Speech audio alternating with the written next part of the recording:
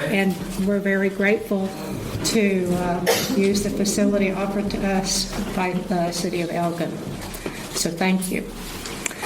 Public comments. So agenda item number 2, I only have one public comment from Mr. Jeff Asmussen. Mr. Asmussen, are you here? Hello. Please come to state your name for the record. My name is Jeff Asmussen. Thank you for coming here and thank you for allowing me to comment. It's on the LCRA withdrawal limits. We lost water at our house here in Elgin during the Great Freeze, like so many people did.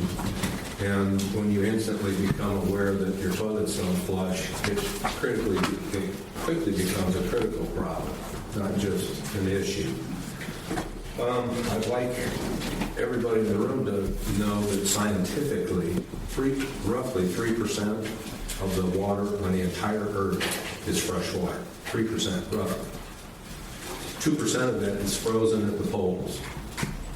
We're arguing over, as a world, 1% of the water of the world. It's a finite resource that you have to keep in mind that it governs life on this planet. Scientists agree there's always an unknown. You can only know so much about the Simsboro Aquifer. You can only know so much about the pumping. You can only know so much about the waste. There are mistakes. When we moved here 10 years ago, cattle ranchers had given up their ranches and given up their cattle because of the drought. It happens. If it happens after the water's been withdrawn, you can't replace what the drought will give you. So I know how important it is to all of you and to all of the people that are here that we all have fresh water and that we share it equally and equitably among all the entities that need it. Thank you. Thank you, Mr. Rasmussen. Can I just make a comment? Sure. To the extent that comment was related to LCRA, I would just advise that the board directors that are eligible to vote on that rehearing disregard public comments in their decision-making on the rehearing. Thank you. Thank you, Ms. Martin. Agenda item number 3. Review and consider approval of the minutes of the March 9th, 2022 Infrastructure Committee meeting. Board members, you all received these over a week ago. Does anyone have any comments, corrections? If not, I'll entertain the motion to approve. I move we approve them. Second. I have a motion and a second to approve the infrastructure minutes from March 9th, 2022. All in favor? Aye. Any opposed? Motion carries. Madam President, who made the original motion? Kay Rogers and Herb Cook. That second.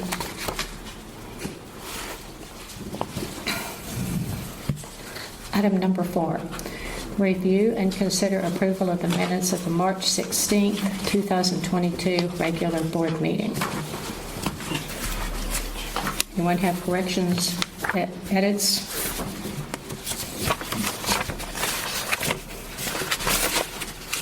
Anyone care to make a motion? I make the motion we accept them. I'll second. So we have a motion from Herb Cook, a second from Melissa Cole to accept the minutes for March 16th. All in favor? Aye. Any opposed? Motion carries. Item number 5. Review and consider approval of the minutes of the April 4th, 2022 special called meeting of the board for the LCRA rehearing. Any questions, suggestions, changes? If not, There'll be three recusals for this particular vote. Would I have to recuse myself, Natasha? Yes. And the other two as well? Okay. yes, and your recused board members are listed in the minutes. So that's yourself, Elvis, Catherine Rogers, and Phil Cook. So other board members, would you care to make a motion? I move we accept. Mr. Shoddy has made a motion, Second. and a second from Mr. Sufi. All in favor? Aye. Any opposed? Motion carries. Item number 6, review and consider approval of the minutes of April 4th, 2022 special call meeting of the board for the public hearing on the City of Bastrop applications. Anyone have corrections, suggestions, edits? Move that we approve. I'll second. Okay, who made the motion? Mike. Mike Simone made the motion, and Larry Shoddy second. All in favor? Aye. Any opposed? Motion carries. Thank you.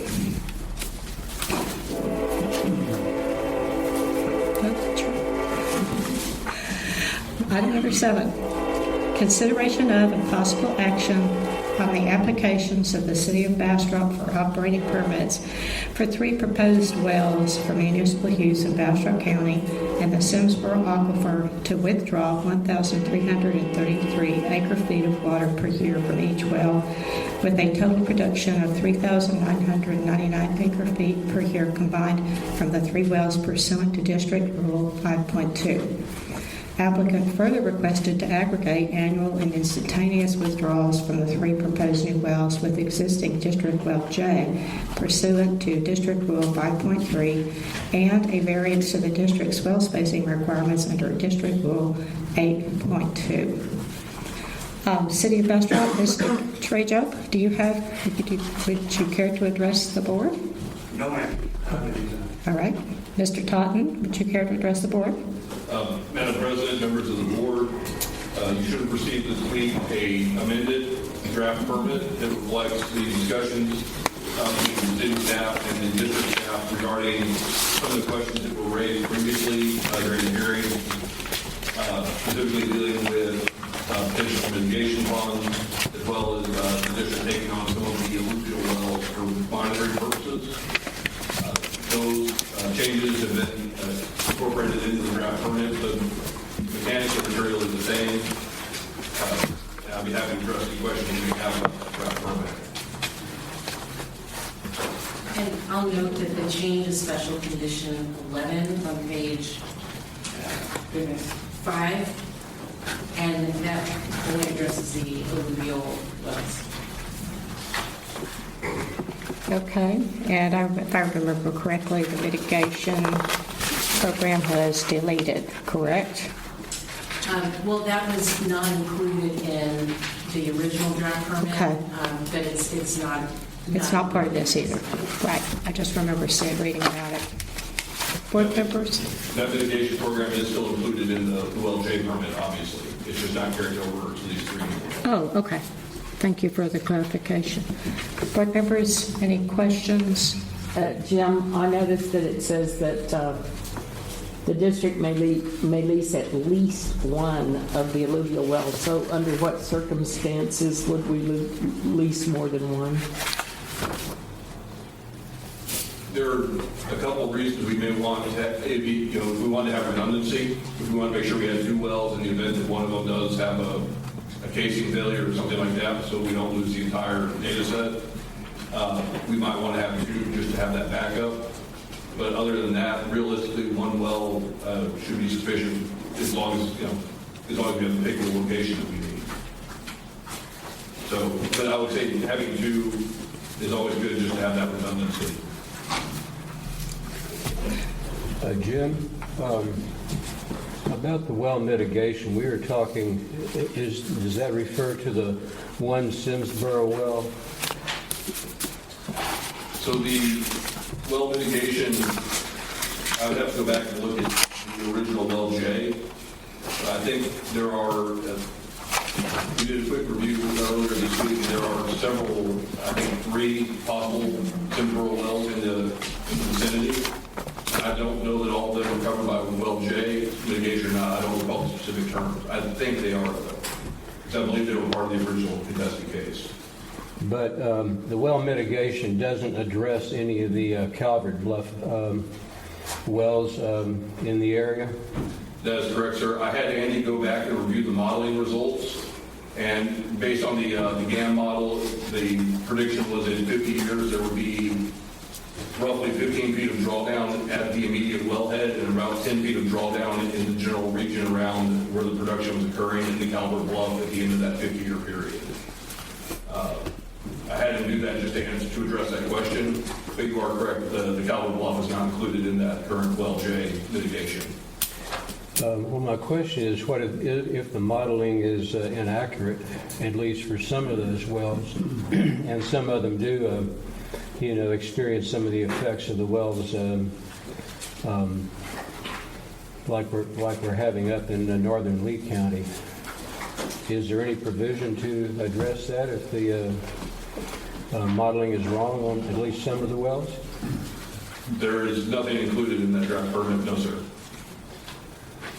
There is a order of magnitude difference between the production causing a problem up in northern Lee County relative to the... Yeah, I understand that, but I am concerned that we're not adequately addressing what would happen if some of these wells do have trouble. Well, that point was raised to the city staff and was not something that the city was willing to pursue, so it is not reflected in that draft permit. And is it correct to say that this well will further exceed our district's DFCs? In the complete and utter absence of active management of the aquifer, yes, sir, that would be a potential possibility. But as long as the district is here and managing production in the future, then that's not as much of an issue. Well, I don't know, it is for me. That's all the questions and comments I have. Also, I wanted to mention last month we did ask the city of Bastrop questions about their conservation plan, and there's nothing particular in this permit that includes their conservation plan. I did request a copy, and Mr. Totten sent it to me today. I haven't had a chance to review it yet, but just as with all permits, we are concerned that people do the best they can to conserve, avoid waste, etc. And our district is looking at revising such rules right now, but they will apply to everybody across the board that have permits. Any other questions? Does anyone desire executive session? May I ask Mr. Totten, Yes, certainly. what's the well for? Pardon me? What is this well for? Is it because of other wells can't keep up with the demand? Or is it because of the extra people that are coming into the area? As they presented in the last hearing, this is, they're looking to move away from the alluvial wells, which are becoming less productive and are beginning to have some issues with water quality. So they're trying to transfer that production over to Simsboro, basically just to get more reliable wells. So the alluvial wells are not producing as much as they want to be? Yes, sir, that's my understanding. Thank you, sir. And the water quality is poor. Any other questions? Is the board prepared to vote? Does anyone desire executive session? If not, are we prepared to vote? Okay, I will do a roll call vote then. President Smith, is there a motion? I'll make a motion. Oh, a minor detail. Okay, we have a motion. And what is your motion? My motion is that we approve the permit for the City of Bastrop wells. We have a motion, and Mike Simone seconded. So we have a motion to approve the City of Bastrop well located in Bastrop County in the Simsboro Aquifer to withdraw 1,033 acre-feet of water per year from each well with a total production of 3,999 acre-feet of water per year. I will do a roll call vote. And Director Rogers, could you clarify your motion to state that it's the draft permit dated 4/19/2010? I'll be glad to. Thank you. Can I amend my motion? You may. Okay, I make a motion that we approve the City of Bastrop draft permit dated April 19th, 2022 as presented on the agenda for this evening's meeting for District Well number 5854819, also known as Well number 1. Mr. Semaine? Oh, and there's also, so there's 3 wells, but this is the sample draft permit for those 3 wells. So you would approve this draft permit for those applications for 3 wells. If you like, I can just reread the entire agenda item. Do we have those other well numbers? Yeah. Do we need to recite those other well numbers? No, you're fine with saying you approved the draft permit as presented for 1922. It's a total production of 3,999 acre-feet per year combined from the 3 wells, and then aggregating the annual and instantaneous withdrawals from the proposed 3 new wells with existing District Well J. So it's 3 wells plus J. That's my motion. I'll accept your motion. Mr. Semaine, do you accept it? I do. Thank you, sir. We have a motion and a second. Now we'll do the roll call vote. Kay Rogers, Aye. Elvis Hernandez, I vote aye. I just would like to state that it is disappointing, though, that on my first vote, that I am knowingly exceeding the DSCs. So that's a little disappointing, but my vote is aye. thank you. Gil Cook? Me? Yes. How Gil. about no? Melissa Cole? Yes. Tom Sufi? Yes. Michael Semaine? Yes. Billy Sherrill? No. Larry Shoddy? Yes. Herbert Cook? Yes. And I vote yes. That's 1, 2, 3, 4, 5, 6, 8, 4, and 2 against. Motion passes.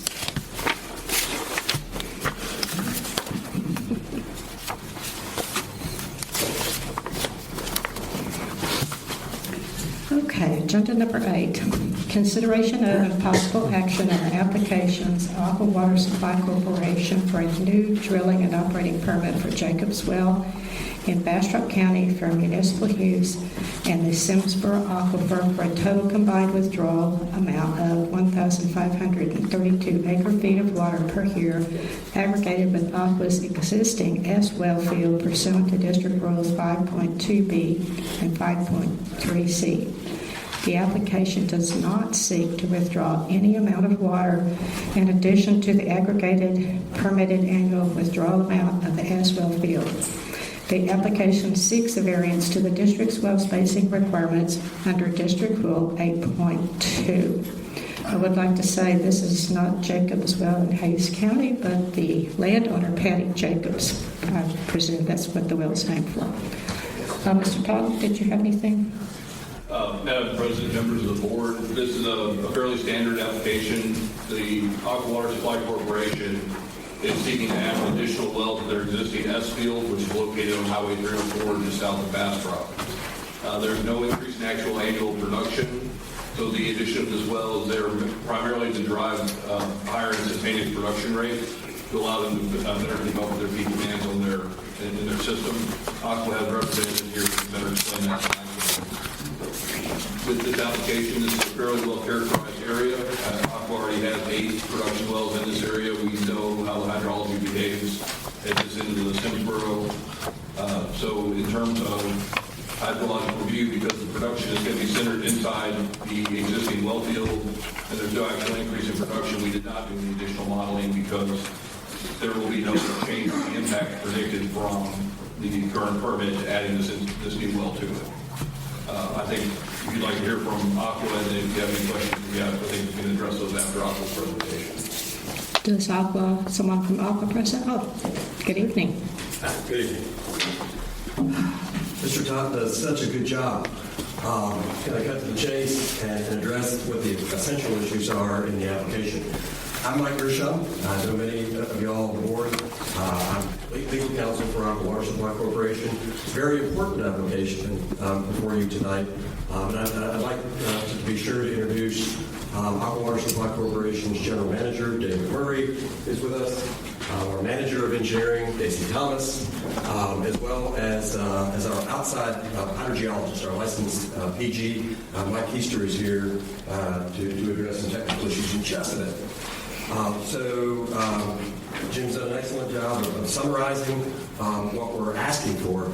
It is what Mr. Totten has referred to in the past, and tonight is a no increase application. So we're not asking for more water, all right? As reflected in the application, as reflected on your agenda tonight, all we're doing is adding a well. We're adding a point of withdrawal within the existing, what we call our S wells well field, all right? This type of application is unique in that your rules provide an opportunity to file this type of application. It isn't subject to the typical type of notice and hearing process that you would have when someone is coming in to drill a new well that seeks new water. All right, so we're here before you on a regular business agenda item as your rules provide. We've completed your forms 100 and 200 to comply with the rules. As Mr. Totten has shared with you, we are also seeking a well spacing variance. There was one well that fell within your constraints for well spacing, and the well is owned by a lady by the name of Patty Jacobs. We referenced this well as the Jacobs well, not the Wimberley well. Right. Into that well. I know Miss Jacobs. Ours is not yet drilled. And so Ms. Jacobs, when we initially located this property years ago, we coordinated with her on seeking this variance in an abundance of caution. Your staff and legal counsel encouraged us to visit with her again recently. She's provided an updated waiver of the spacing requirement. So what we have presented before you does have that one well within that spacing constraint, and that issue has been addressed with Ms. Jacobs. And Mr. Keister will address the technical issues on that. To add to what Mr. Totten has said, before you is a draft permit. We appreciate the opportunity to have coordinated with Mr. Totten and Ms. Martin, your legal counsel, to see that draft permit in advance. We're 100% comfortable with it. That permit provides some additional details for y'all. I understand it's before you. It just restates that you have previously authorized 8,281 acre feet for the aggregated wells in our S well. Not asking for a drop more. So we are asking for it. And the application that David Fleming filed a few months back actually proposes to limit this well in its production to 1,532 acre feet. Not new water. It's a cap on what we can do within the previous authorization. Mr. Fleming also proposed to limit the capacity of production. So the rate that you'll see that's proposed is what we requested.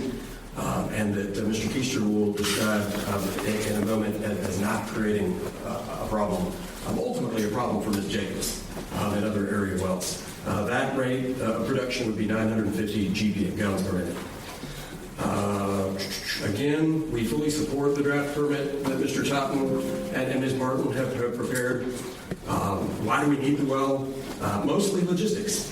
The well will be situated in a high-demand part of Aqua Service area. It will be incorporated into an existing network of infrastructure, water lines, storage facilities, in an area of local demand for public water supply. This well is an important part of Aqua's capital improvement plan.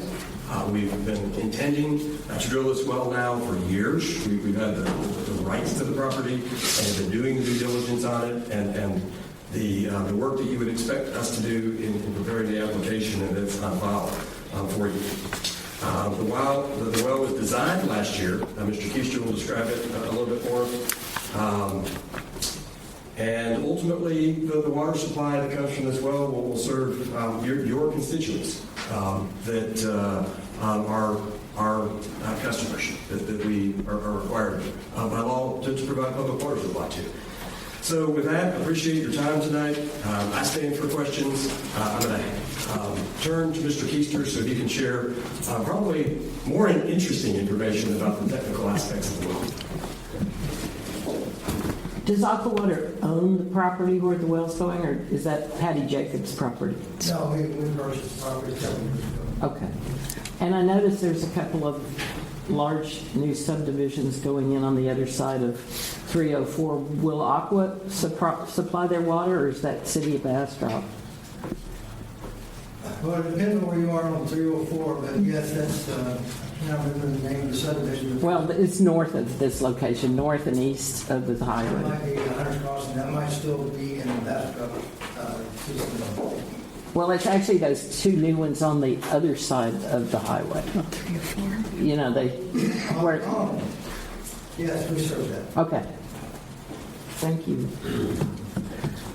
Mr. Gershon, I don't mean this to be obstructive. I think your request for the well is completely reasonable, and just a couple of things from my own information.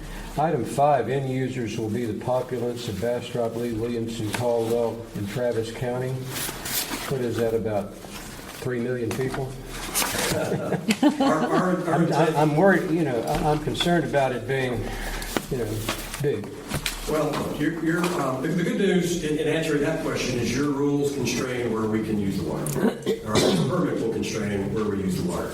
We are only allowed to use the water within our, what I'll call service area, our CCN, Certificate of Convenience and Necessity area.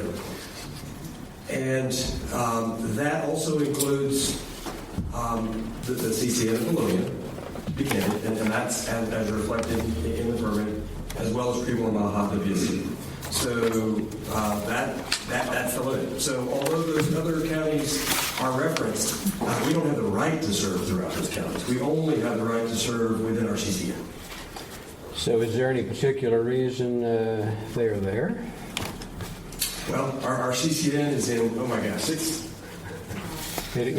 I take it includes part of Williamson. 6 counties.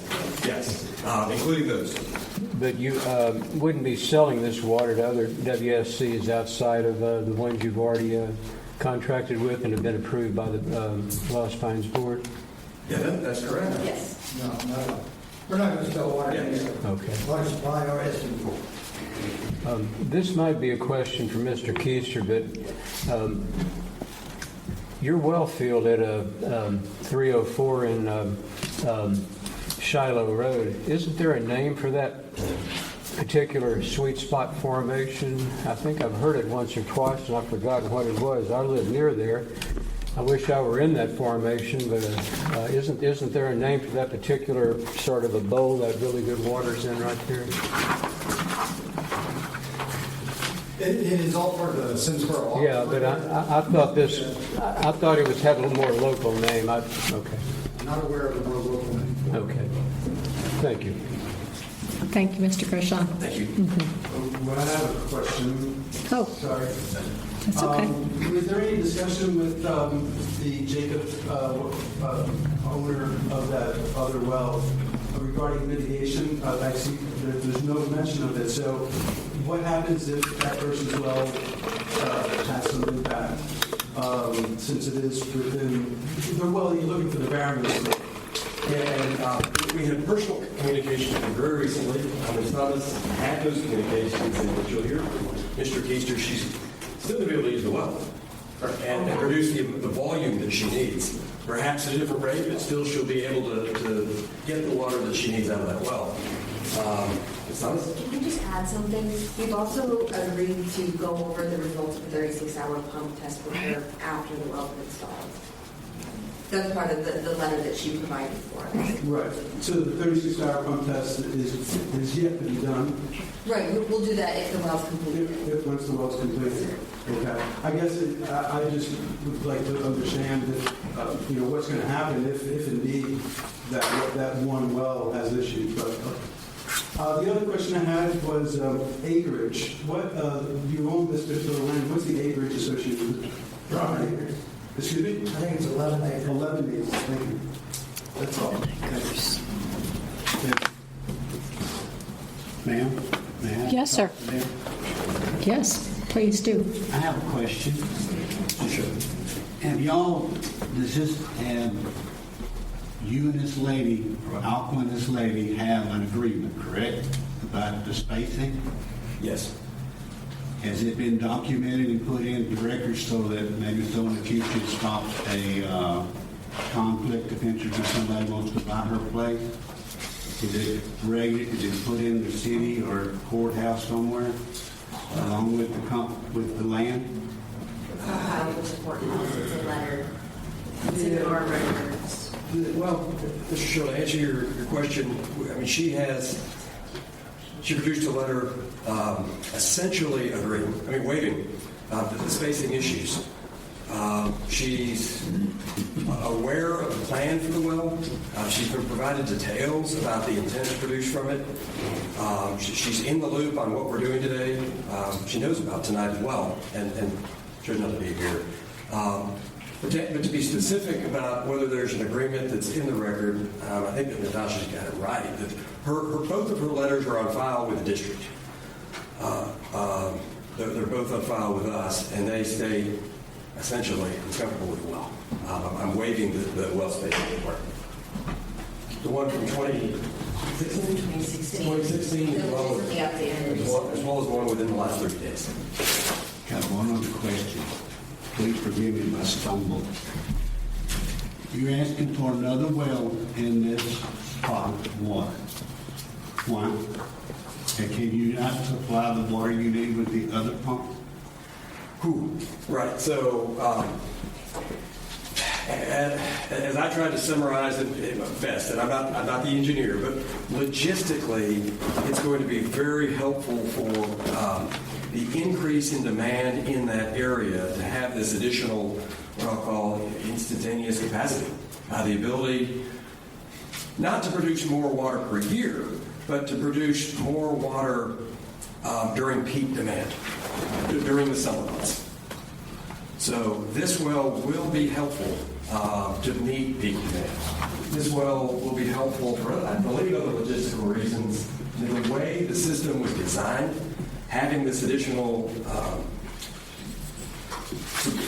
point of withdrawal in this spot and linking it in to the system is going to, in engineering terminology, it's going to make the system work more efficiently, more productively. I just want to second what Mr. Gershon said, and if you'd like me to elaborate, I can. Please do, and speak up loudly. Come up front, please. Could you state your name again, please? Yes, ma'am. My name is Daisy Thomas. I'm the engineering manager for Aqua Water. Thank you. So what this well will allow us to do is fill the ground storage tanks faster, so that when we're pumping for a longer period of time during the summer months to keep the elevated tanks full, that groundwater supply, that the storage in the ground storage tanks will have enough volume for the pumps to be able to run. What changed? The peak demand is greater now than it has been in the past. Thank you. Thank you, sir.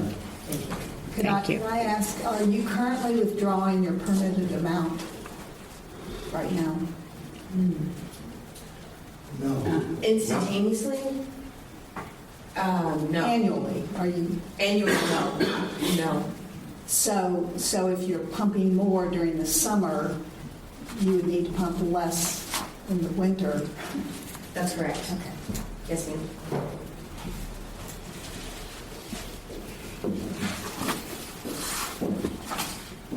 Other questions, board members? Thank you again, Mr. Gershon. Mr. Keister, you have the floor.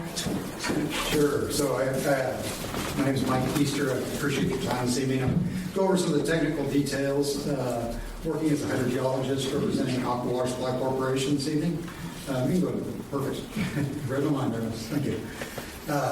Really, we're looking at the proposed well there. It's like Mr. Gershon said, part of the S well field, and its purpose is really to help meet that existing and some anticipated future demand. So as Ms. Thomas was talking about there with the instantaneous demand, this allows additional production to occur in order to keep those tanks full, in order to keep the pressures within the system where they need to be as additional population move into the area. And those demands do increase. Those short-term demands are in the peak period.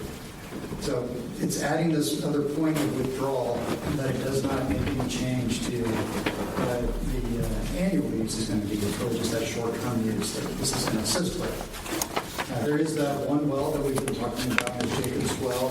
It's located about 1,600 feet, kind of to the south there of the proposed well. So we did go and spoke with Ms. Jacobs about the new well, what the aquifer characteristics are like, what things look like in the area. Talked to her about where her well was completed. It's screened from about 470 feet to 530 feet in the Simsboro as well. Water levels there are about 150 feet below ground level, so there's still over 300 feet of water above where her screen is. So we talked to her about what she was anticipating as far as her needs to meet the irrigation or stock use that she was looking at, that she was planning to use the well for, what type of pump she would be using, the amount of production that she may be needing. And we talked to her about some where she may want to consider setting her pump so that there was no worry about loss of production in the future. She would be able to maintain the same rate of production and what she needs for her uses as well. So go ahead and hit the next slide real quick. So this is what the test well there at the site looked like. We drilled the test well. It went down over this area, the bottom of the Simsboro. We found it to be at about 490 feet, whereas, as I mentioned, so Ms. Jacobs' well, hers was actually from 470 to 530 feet. It's a little bit deeper than Ms. Jacobs' well, and that's just because of the dip of the aquifer. So her well is slightly down dip from where our proposed well is. Just made it a little bit deeper. The sand intervals are comparable. They look about the same. And what we found there was, there's quite a bit of sand. Simsboro is about 214 feet thick. Most of that, almost 80% of that, is sand within Simsboro. So a lot of water can move through the aquifer. With the production test that we did, we found the transmissivity of the aquifer was about 20,000 gallons per day per foot, which means bigger the number. Transmissivity, I'm sure you've heard that term many times before, just means that higher the number, the easier it is for water to move through the formation, through those sands. So 20,000 suggests that it's a pretty good area, a pretty good well. And then those overlying clays at the Calvert Bluff, those will inhibit any impact to some of the shallower wells, some of the shallower domestic wells. For example, even also at Ms. Jacobs' place, home for her home is one of those shallower wells. So we could affirm to her also that there would not be an impact on that well, that there would be no measurable or discernible impact there. So that's just a quick understanding, or a quick rundown of the aquifer, what we found from the test well, the testing results that we saw there, what the formation looks like. And be happy to answer any questions on the local hydrogeologic conditions in that area. Well, it sounds like you spoke to her about the need to potentially lower her pump in order to maintain her water usage. Right. So right now, actually, she does not have a pump in that well. She does not have a pump in the well. So she was planning to have a pump installer to equip the well, and so that's what we were able to tell her. Just right off the bat, we anticipate that at this 915 gallons per minute, when the well is pumping, that over a course of a year, that we anticipate less than 30 feet of impact at her well, and that's just due to the aquifer conditions and that there is drawdown created when you produce.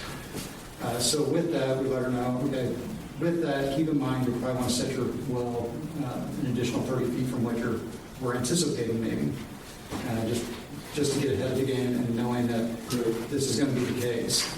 And like Ms. Thomas mentioned a moment ago, we are working with her to monitor that well at the same time. We talked to her about some steps that she could take so that we could such as installing a measuring tube when she has the pump installed, so that we could easily come out there anytime to measure water levels and assess, what's going on in her well as well. Okay, so she knows exactly what she's getting into. Exactly. Can I ask you a question? Let's see. So you said the clays of the Calvert Bluff will act to lessen the impact on the shallower wells from the pumping from the Sebsboro?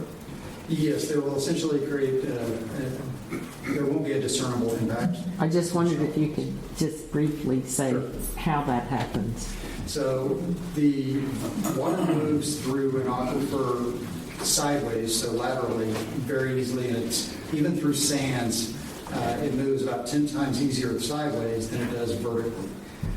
Clays have a very low hydraulic conductivity or permeability. Basically, water is just a term for how easily a fluid moves through something. You can actually measure the permeability of anything, including this podium if you wanted to.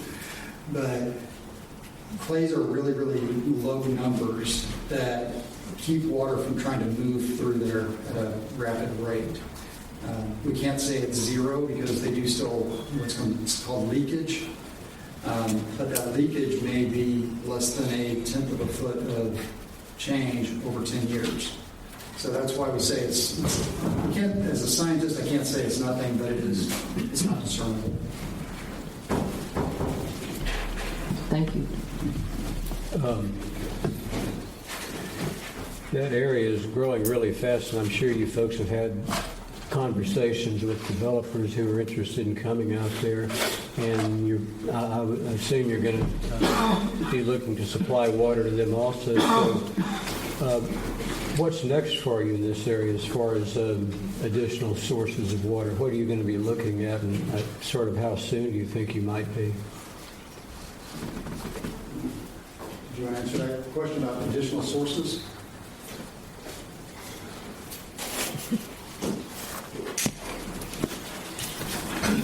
Yes, sir. I'm Dave McBride, the General Manager of Aqua Supply Corporation. Under our permit, I think we could still have additional wells. One of the things we were trying to do with this well is our treatment capacity. We just upgraded the S site and the S plants. So this additional well adds the ability for us to match our treatment capacity. In other words, now we have more water, we can treat more water. Again, that allows us to adjust to the peak demand. For the future, if we had to drill another well, we're still under our permitted, our total permit, so we could also do that. But the plans for the future, I don't know if we actually have a well in mind right now where it's even going to be. But I don't think we're really looking at more wells anytime in the very near future anyway in that area. Most of our wells that we're going to have to be drilling are going to be further north or further back to the east in the Delhi area. How much capacity in this well field else do you still have that you could draw on with additional wells? I actually don't have that number. Dace, you know what we're right at about half of what we're permitted right in that area. For that particular well field? Yes, sir. Okay.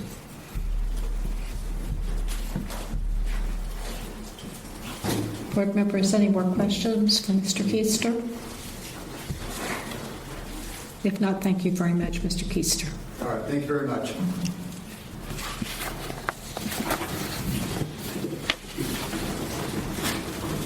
Mr. Totten or Ms. Martin, do you have any other comments? No, ma'am. You're good? You have to address any questions the board may have for staff. But at this point in time, we recommend consideration of the draft permit that was provided to you. Right. Board members, would anyone care to make a motion on agenda item number 8?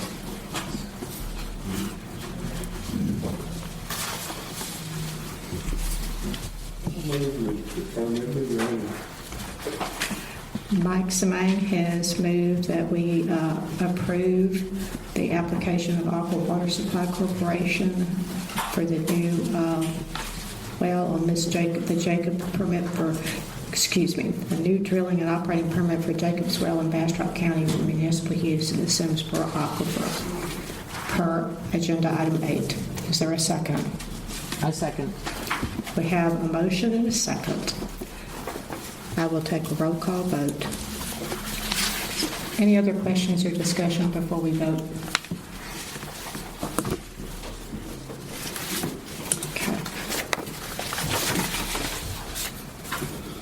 Okay. Ms. Rogers? Yes? Mr. Hernandez? Yes. Phil Cook? Yes. Ms. Cole? Yes. Mr. Arsufi? Yes. Mr. Samang? Yes. Mr. Sherrill? No. Mr. Shoddy? Yes. And Mr. Herb Cook? Yes, ma'am. Yes. And I vote yes as well, so that's 9-1. Motion passes. Thank you.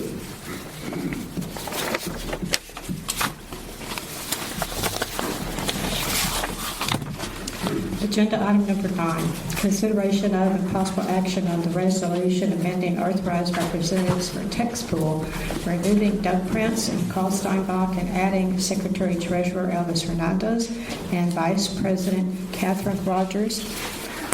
Board members, you have received a copy of the resolution to amend. Mr. Billy Sherrill stays on this resolution, but it adds Ms. Rogers and Mr. Hernandez.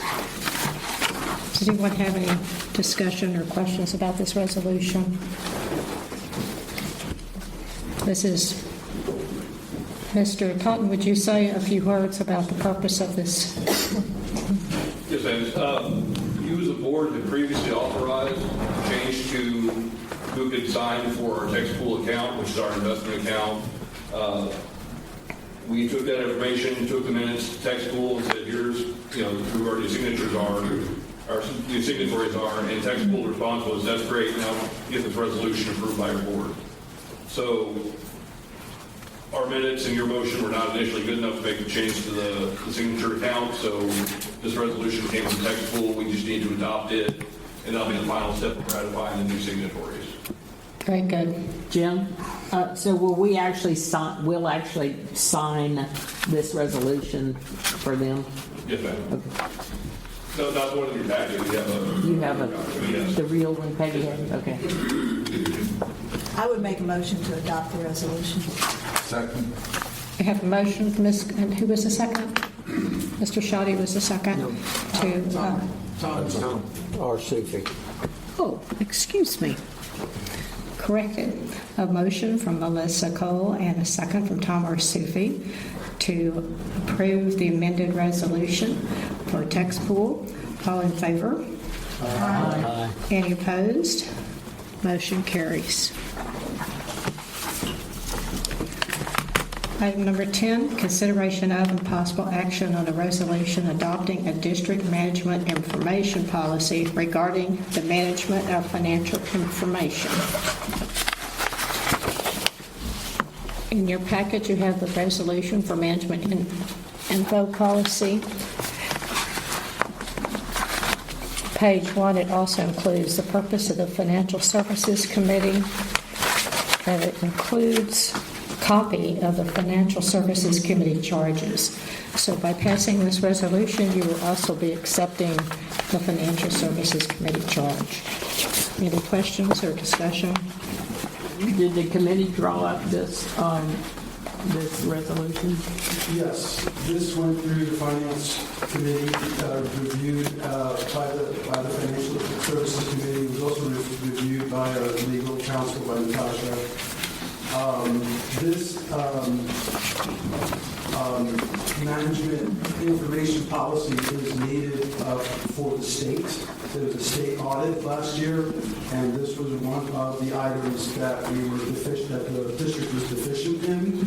So this is actually to check the checkbox and comply with the state audit findings. And it has been reviewed by the committee and reviewed by the legal counsel.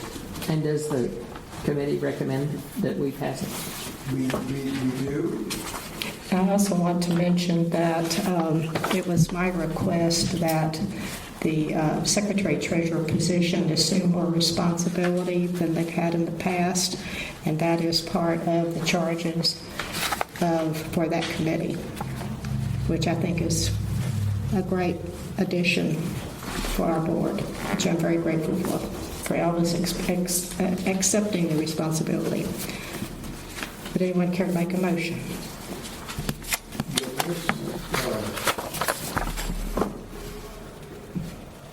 Stay on those. For this item, yes. There's about 4 other items that we're trying to bring, also checking the checkbox slowly but surely, but for this one item, yes. Well, we don't want to get to them too fast. Do all at once. And let me clarify, Director Swain, the state is not on us. Thank you. Yeah. But we're lacking in this. This was identified as a deficiency, but there were no sort of penalties or anything like I that. understand that. We as a district have always had a budget, we've always conducted financial audits. However, we did not have a policy saying that we would always have a budget and conduct financial audits. That's what this corrects. Right. This policy is only documenting what the district is already doing today. So it adds no new requirements on the district. It's just documenting the reports and the audits and the budgets that is already in place and done today. It's just documenting it in the policy. I'm moving it out. Sorry. I second it. Okay, we have a motion and a second. Motion from Mike Sabang and a second from Kay Rogers to adopt the resolution for district management information policy. All in favor? Aye. Any opposed? Motion carries. Thank you.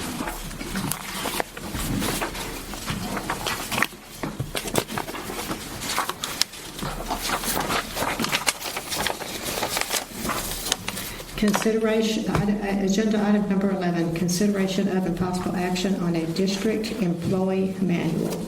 I believe this is at least the third meeting, or perhaps I think the third meeting that this has been presented. Board members have had plenty of time to review. The governance committee reviewed it at our meeting last week. 2 weeks ago, and we felt that it was in good shape. Do any other board members have any other comments on the employee manual or questions? I have two really small questions on page 10, 7, payment policy.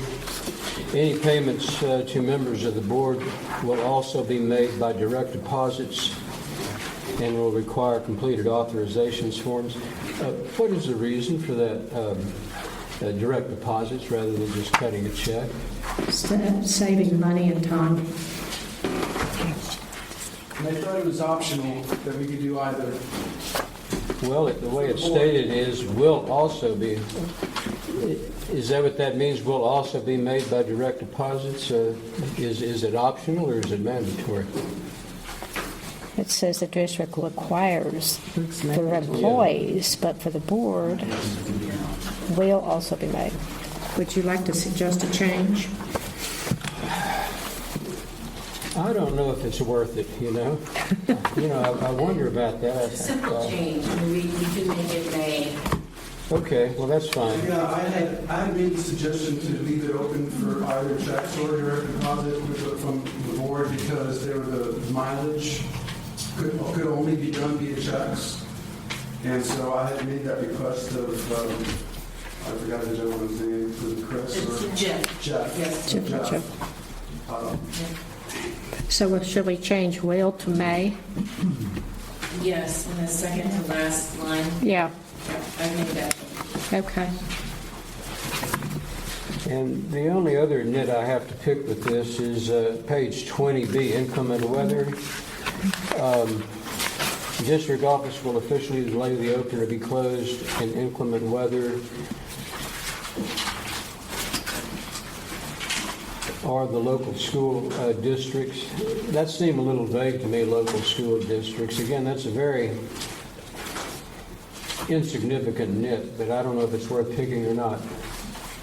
I mean, we would defer to the districts within the boundaries of the time, so Well, we invest our county.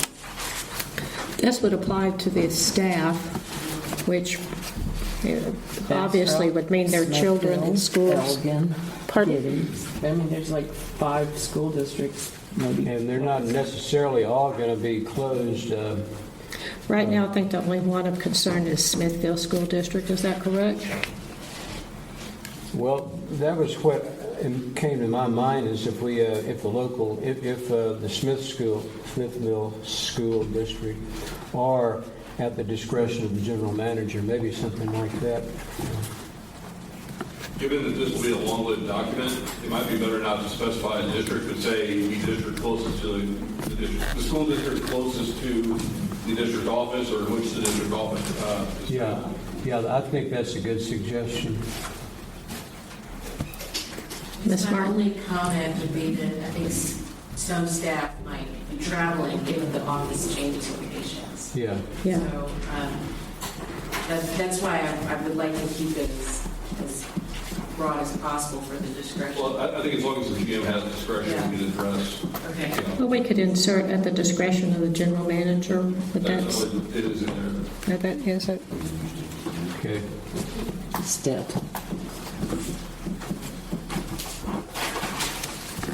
Any other suggestions? I'm fine with that. Concerns, questions? Anything else, Mr. Foote? Pardon? Anything else? No, thank you. Other board members?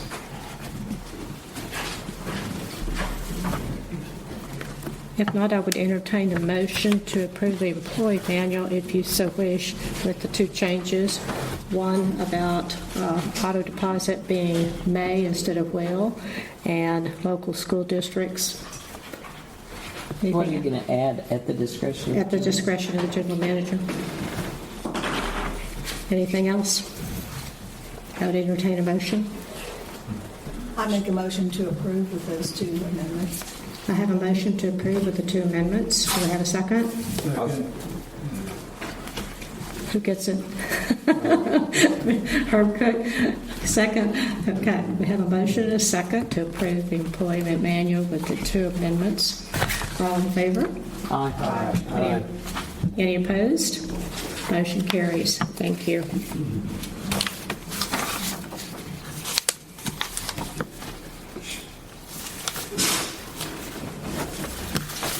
Item number 12, consideration of and possible action on report and agreement in Kolar Architects regarding architectural and related services in connection with a district office building project.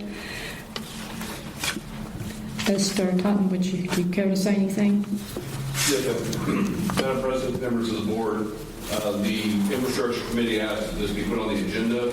We've heard from the Green Kolar regarding their proposal for the office and page, and I believe that we brought this here tonight to get consensus on whether we want to officially close out that project or if we want what the board's pleasure is and how to handle that contract and I guess move forward in terms of the district office.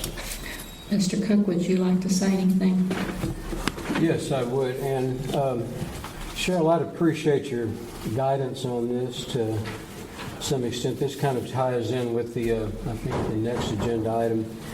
The problems I have with the Negrete contract is that task item 11, or task item 9, traffic impact analysis, that part of their bill to us would be $9,540.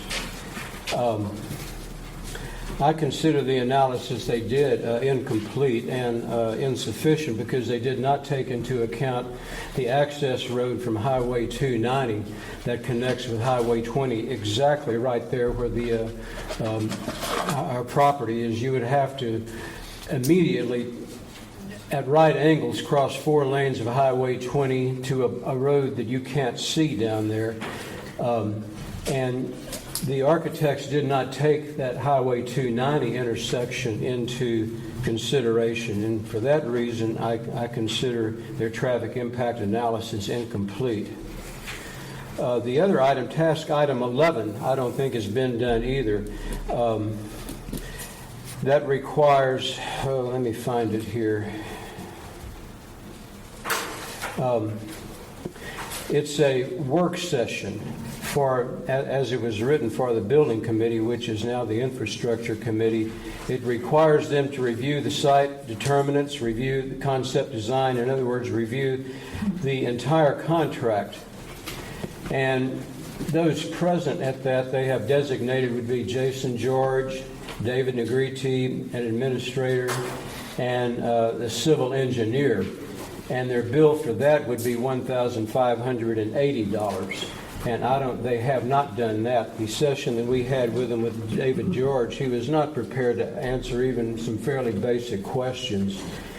He knew nothing about the traffic impact analysis, and I don't think that can be construed as a work session for the building committee. And so, I don't know what to do about that. On the other hand, my feeling is we're not going to build there anyway. Because those of us who know the area, know that intersection, and know somebody's, it's a very dangerous intersection, especially as it was pointed out to me, those crazy Aggies going through there 80 miles an hour, passing people on the shoulder and passing others in the bar ditch even and stuff like that. Anyway, I don't think we're going to consider that. But on the other hand, Negrete hasn't fulfilled their contract. So I don't know what to do about it. So are you asking that we not take action, but that we ask the general manager to contact Negrete to fulfill their contract before we take action? Or see what they were willing to back out of their contract to not to have to fulfill those two items, those two terms of their contract. Do we I like that better. Do we still owe them money? Have they been paid? No. They have been partially paid at least. We've got one check to them. I don't recall the value on it though. Okay. Melissa, what were you going to say? I just said I like the idea of not paying them fully for work they didn't do, especially if we think we're not going there. We would need to make that decision first. If I might, I'd like to reevaluate the contract in light of dissatisfaction with the performance that Director Cook has raised, and I can coordinate with Jim, and we can report back. Would someone like to submit a motion to table? So moved to table this item. Second. Okay, we have a motion second to table this item until Ms. Martin and Mr. Tyler can review the contract requirements and with the infrastructure committee as well. All in favor? Aye. Any opposed? Motion carries. Thank you. Item number 13, consideration of impossible action to amend the resolution establishing authorizations for district real property acquisition. I understand that this was also discussed by the infrastructure committee. Mr. Cook. Thank you, and I really do want your guidance on this. This has gotten more complicated than I expected it to. When the infrastructure committee recommended to the board the resolution at the last meeting appointing three of us, that is the chair of the infrastructure committee, the secretary, treasurer, Elvis, and the GM, as agents to pursue an earnest money contract. I was assuming, because we'd already, the board had previously committed to over $55,000 of a contract that to the architects, that the board was committed to moving. I know that now that that's not so.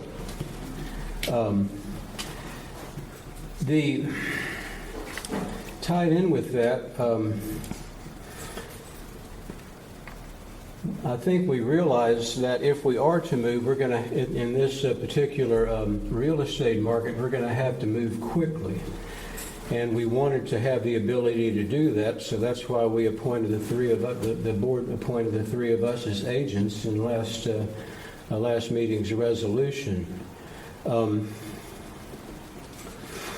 The intent of this is just to bring something, a proposal, an earnest money contract to the board without spending money. At that time, I didn't realize, I should have, but I didn't, that we would be incurring expenses from attorneys to draw up the earnest money contract. which, and Natasha, maybe you can speak to that, which I think we did and incur some expense on that. That's my fault, and I apologize for that. The edits to the amendments to the resolution, to my mind, we're really throwing the baby out with the bathwater, and I think it's a pretty big baby and not a whole lot of bathwater being thrown out. I think the corrective for that is pretty simple, now that we all understand that we can't spend money without board approval for an earnest money contract, and that Natasha's firm realizes this way and is not going to allow us to spend money on that. I really think that's pretty much adequate solution. Now, can I speak? No, I'm speaking. I'm not sure we need to make a big deal out of this. It's my understanding that we're probably not going to make a board decision to move the district anytime soon. And I think we probably started in the sort of in the middle of this rather than at the beginning. We have a future agenda item to discuss the physical and staff needs of the board, and probably we ought to establish that before we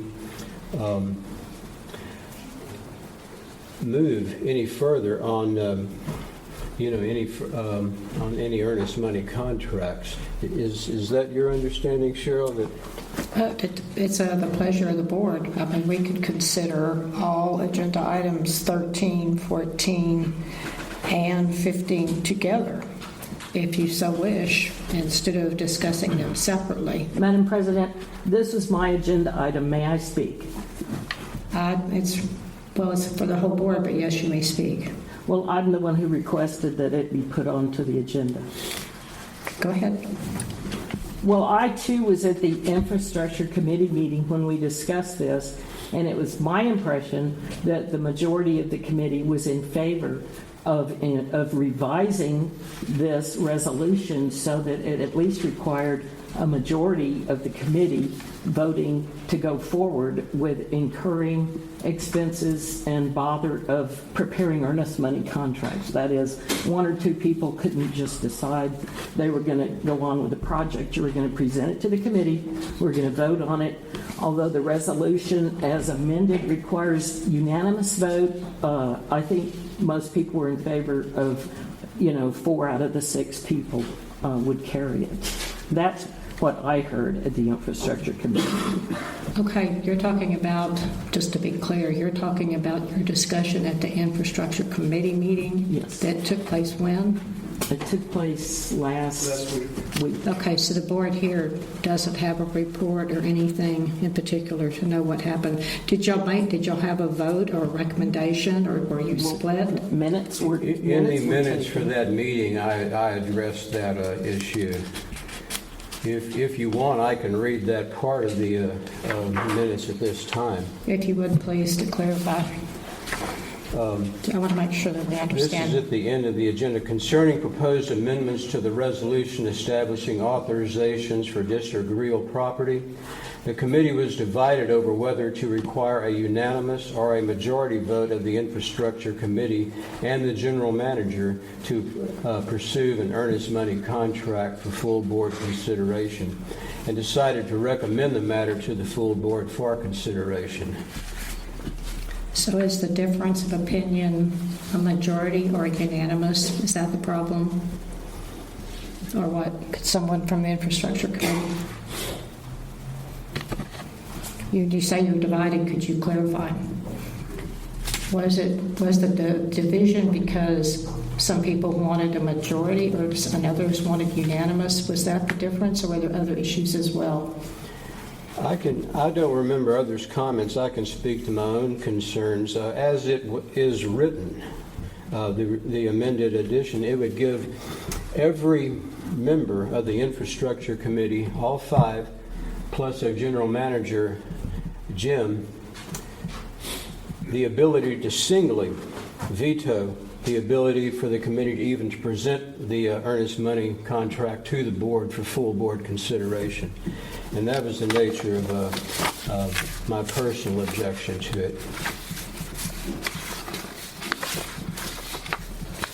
Okay, do you agree with that? Or what in yours? Well, the way it was written, it did require unanimous, and I think we discussed bringing it to the whole board to, change it from how it was written up to a majority rather than unanimous. Okay, and so would that be infrastructure committee of 5 plus the general manager, making 6 total people? And so you would have to have what? 4? Right. So is that what the infrastructure committee would like to do now, or would the board like to make other suggestions? I think we made a mistake in our language when we started out. What do you think, Carl? I think we made a mistake in the language. I think the whole board needs to approve an earnest money contract, not just a small group of the board. But I just believe that the language, we made a mistake in the way the language was written initially.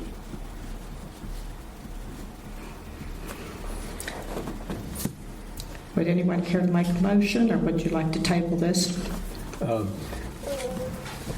Herb, is it your understanding that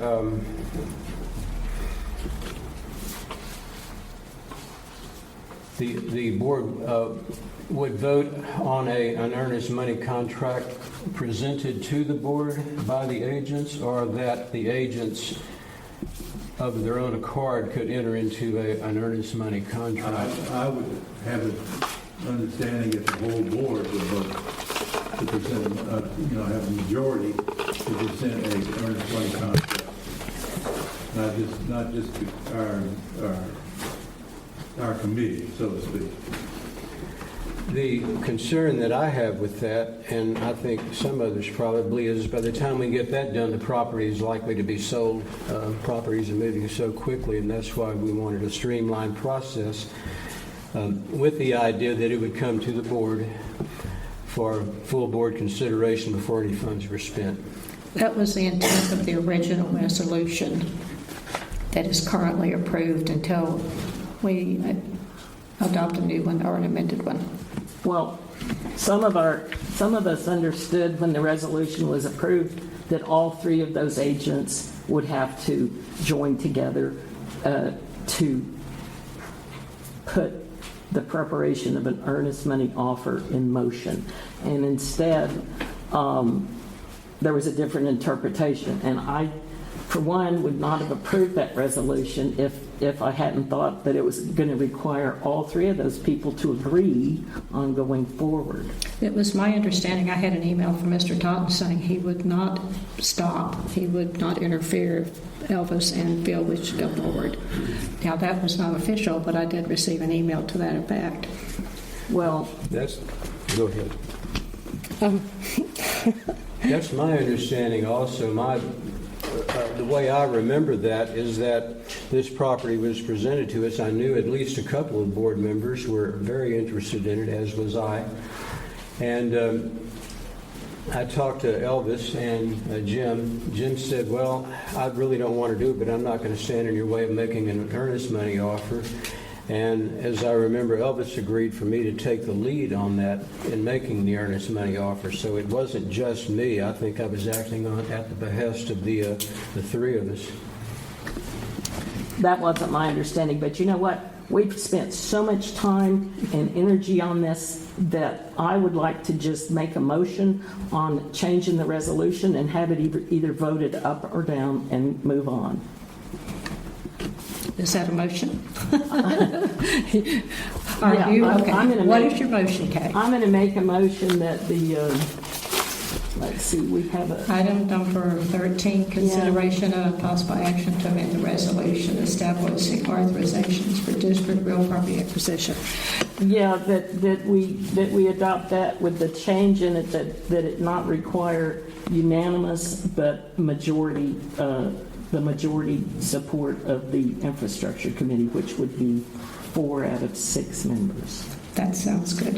Is there a second? I would second that.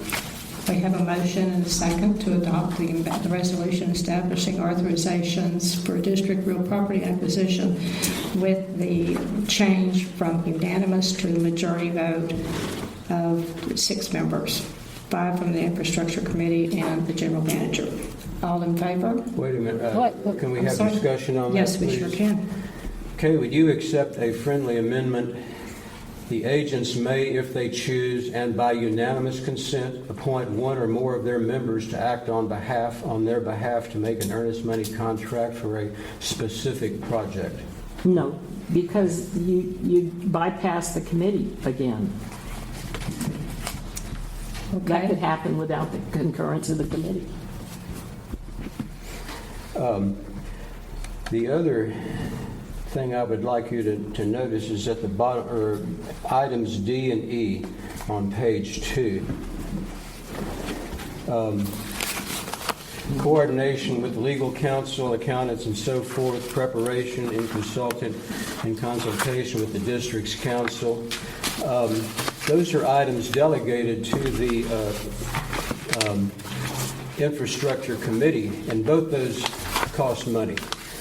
I think those are better situated under item section 1, matters requiring board approval, and be deleted from the section 2, designated agents.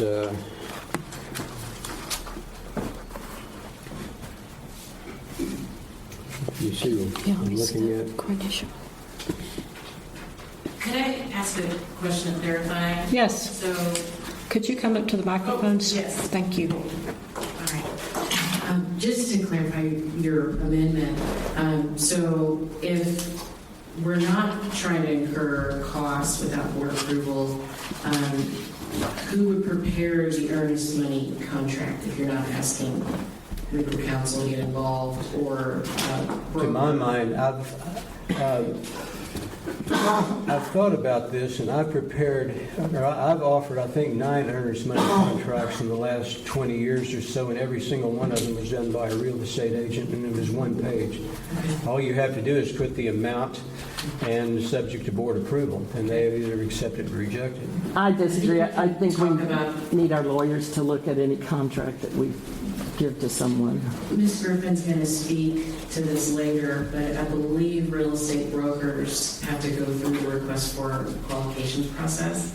You can correct me if I'm wrong, April, but I would be reluctant to not go through that process. So if you want a broker to fill it out, we would still have to do an RFQ to get the broker. The state of Texas also has text-most contracts, just like general services, federal contracts that has real estate brokers that we could tack on to. So are you saying that we would not have to go through an RFQ process for a real estate broker? We would have to have some type of a contract with someone. But would that require an RFQ? Maybe, maybe not.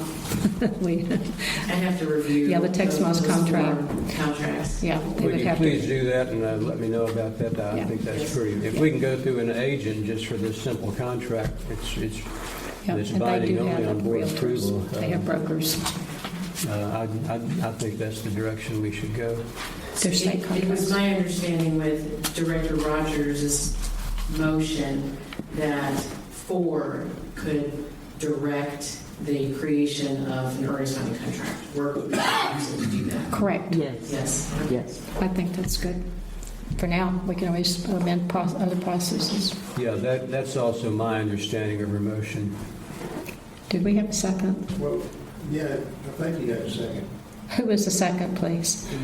That's right, Elvis did second. But could we continue discussing it, please? Certainly.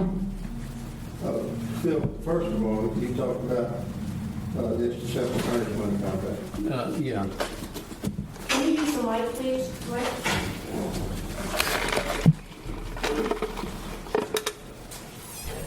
You gotta hold it down. Hold it down for about 2 seconds. Okay.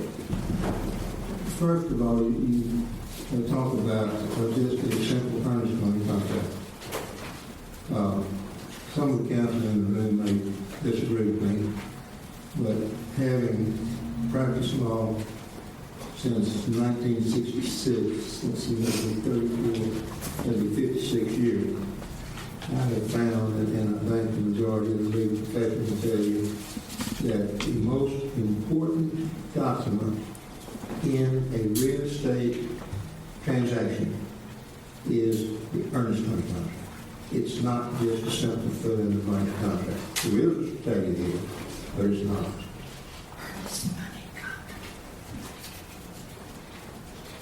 And second, or second point I have, I still think that before we waste more time on this, as Director Rogers had brought to our attention, I still think that you need to make a decision on what you're going to do with the Page property. Are you going to sell it, or are you going to keep it on the books and we'll look at something else and maybe we'll go there or maybe we won't. I think that question needs to be settled first, and I would like to request that matter be placed on the agenda for the next meeting. And we discussed it and we tabled it because we could have taken action on it tonight, except for the questions, the financial questions that were raised. So hopefully that will be addressed and we can vote it at the next meeting. Thank you. Thank you. Mike, for your, just to get it over with here, because it's come up, the Infrastructure Committee voted unanimously to recommend to the full board that we sell the Page property and not pursue the purchase of the Giddings property. So there's no real say on the table at this time, at least as far as the Infrastructure Committee is concerned. Well, I think that you said, sorry about that. I think you said that the Infrastructure Committee recommended to the full board. Yes. I don't recall any board action. There has been none. This was at the committee meeting we had last week, and Then there has been none, and there needs to be, in my opinion. I agree. Okay, we are on agenda item number 13. We have a motion on the floor from Ms. Rogers to accept the resolution, the amended resolution for the district real property acquisition, making a requirement for 4 people out of 6 instead of unanimous. Is there any more discussion? If not, all in favor? Aye. Any opposed? Aye. How many? You? 1, 2? Okay. 3. So 3. Motion so we have 1, 2, 3 opposed and 7 for. Motion carries. Thank you, gentlemen. Okay, item number 14, consideration of and possible action on the potential purchase of real property located in Giddings, Lee County, Texas for district office and meeting space. Any discussion? We've already heard Mr. Cook's recommendation from the Infrastructure Committee. Does anyone have anything they'd care to discuss? I move that we give this property no further consideration. Second. Mr. Cook, second? Okay. We have a motion and a second that we no longer consider the Giddings property. All in favor? Aye. Any opposed? Motion carries unanimously. Item number 15, discussion of existing lease contract for the district's office space in Smithville, Bastrop County, Texas, and discussion of future needs for the district office and meeting space. I requested that this be on the agenda just because I wanted to know more about the current lease. The staff has made it known that they prefer to stay in the Smithville office. My concern is that it's a year-to-year lease. I don't know anything about the particular landlord. How many years have y'all been there, Jim? Been 12? Since 07. Oh, since 07, so 15 years. 15 years? Okay. I was just curious. And it may be stable from here on out, but by the very nature of year to year, We never know what it would be. It's very reasonably priced at $1,100 a month, which I think is a bargain these days. I also wanted to mention a couple of reasons I was hoping to find meeting space. This is not so much for the office, but for the board and the district, is that I have a concern. We discussed earlier the importance of being able to have hybrid meetings where people can dial in online and participate in the meetings. We also have a board that travels a great deal and are out of town, and there's been a few times in the past year that we had problems getting a quorum. I would really like to have an office where we had permanent equipment for hybrid meetings, or a location we could rent on a regular basis that had the ability to have hybrid meetings. We also have our committee meetings right now in people's homes or in restaurants because we don't have a place to meet. So I just wanted to get out there my reasons, and I'd also like to hear from you. I've also heard from other board members they don't believe that we can seek out a meeting space owned by the district, separate from the office space, and that both would have to be at the same location. So I'd just like to hear, from board members, your thoughts and ideas. There's no request for action. This is just for discussion.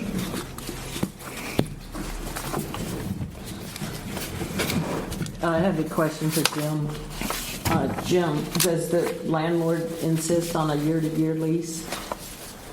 And I believe we were given the option of a month-to-month, year-to-year, or I believe it was a 2-year lease. At that point in time, we were still waiting on the results from the architect. So I didn't want to commit us to a 2-year lease without knowing if there was possibility we're going to start construction soon. I didn't want to put us on month-to-month because that seemed like it was significantly more expensive. So the 1-year contract seemed the most reasonable option. So to make people feel a little more permanent, you could possibly go back in and make this a 2-year lease so that the board had more time to do whatever they're going to do.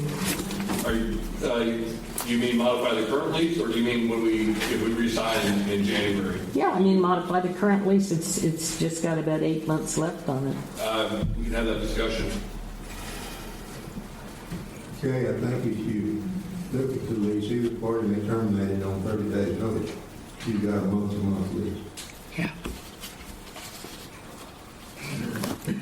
I've also wondered about this particular meeting space, if this facility would be appropriate for hybrid. Ellis, do you know if we could do hybrid meetings here?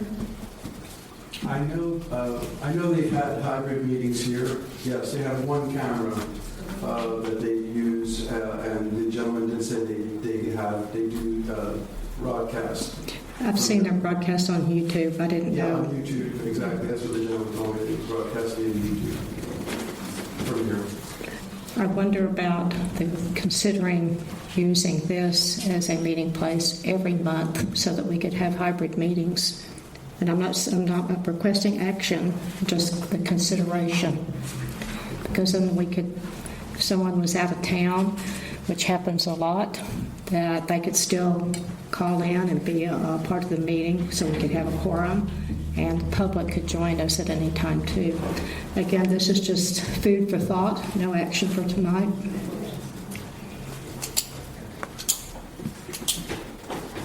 Any other comments? Is what you're talking about, using this facility for every hybrid meeting? Right. And just a thought, because to buy the equipment for us to have hybrid meetings, it's my understanding it's not something you can just lug around from place to place. The city of Elgin is graciously allowing us to use this facility for free. If we need any technical help, we might have to pay an hourly rate for a staff person. I don't know if we require that or not. Do you know, Elvis? I was given instructions, and there was no discussion about fees or anything like that. So because you had the capabilities and the knowledge. yeah, Okay. Yeah, they taught me how to use it. And there would be further, I would have to be taught further if you wanted to do a hybrid through the internet. There's more that I would need to learn. Right. And again, it's not for action, just a thought. If there's other facilities like this in the area that are free and we could have hybrid meetings, I'd certainly be willing to think about those as well. It's hard to find. Well, certainly the price is right. Yes.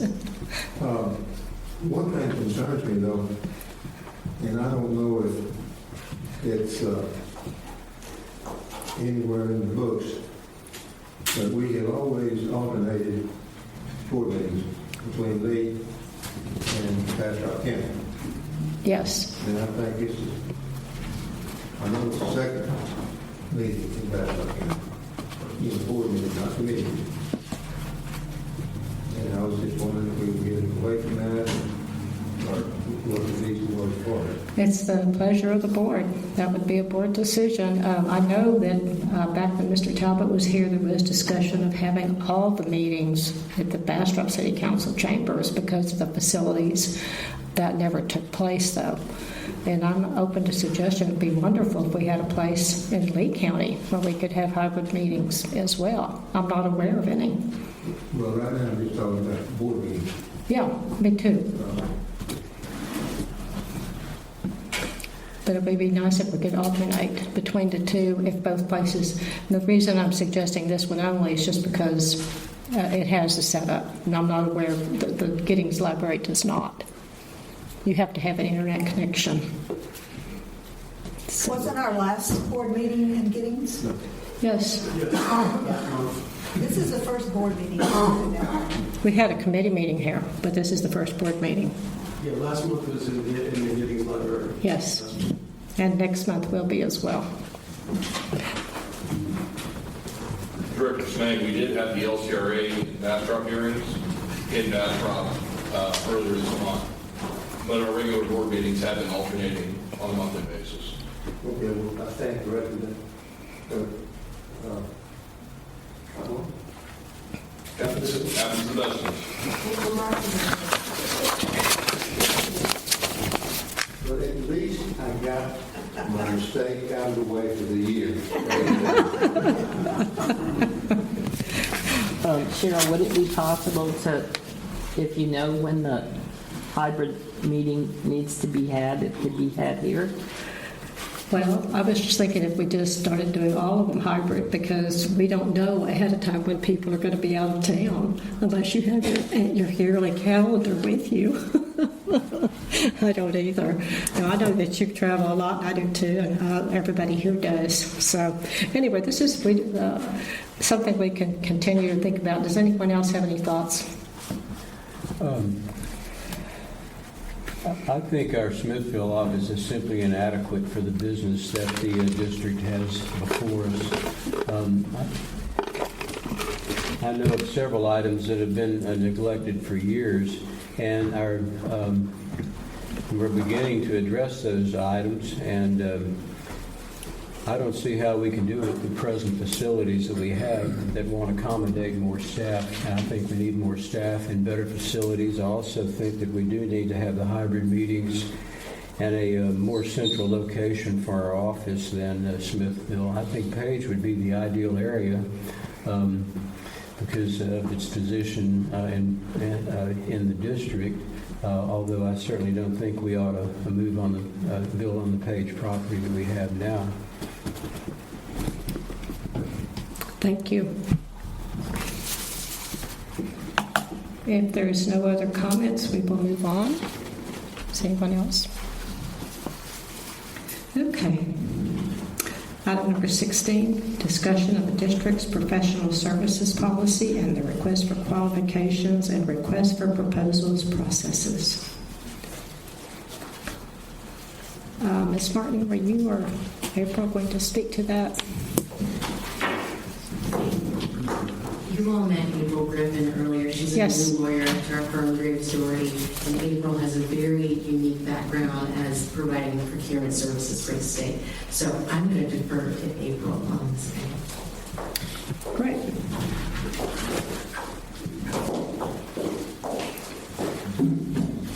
You all recently passed a policy to incorporate the chapter Texas Government Code 2254 as part of your Professional Services Procurement Act, which is what it's entitled.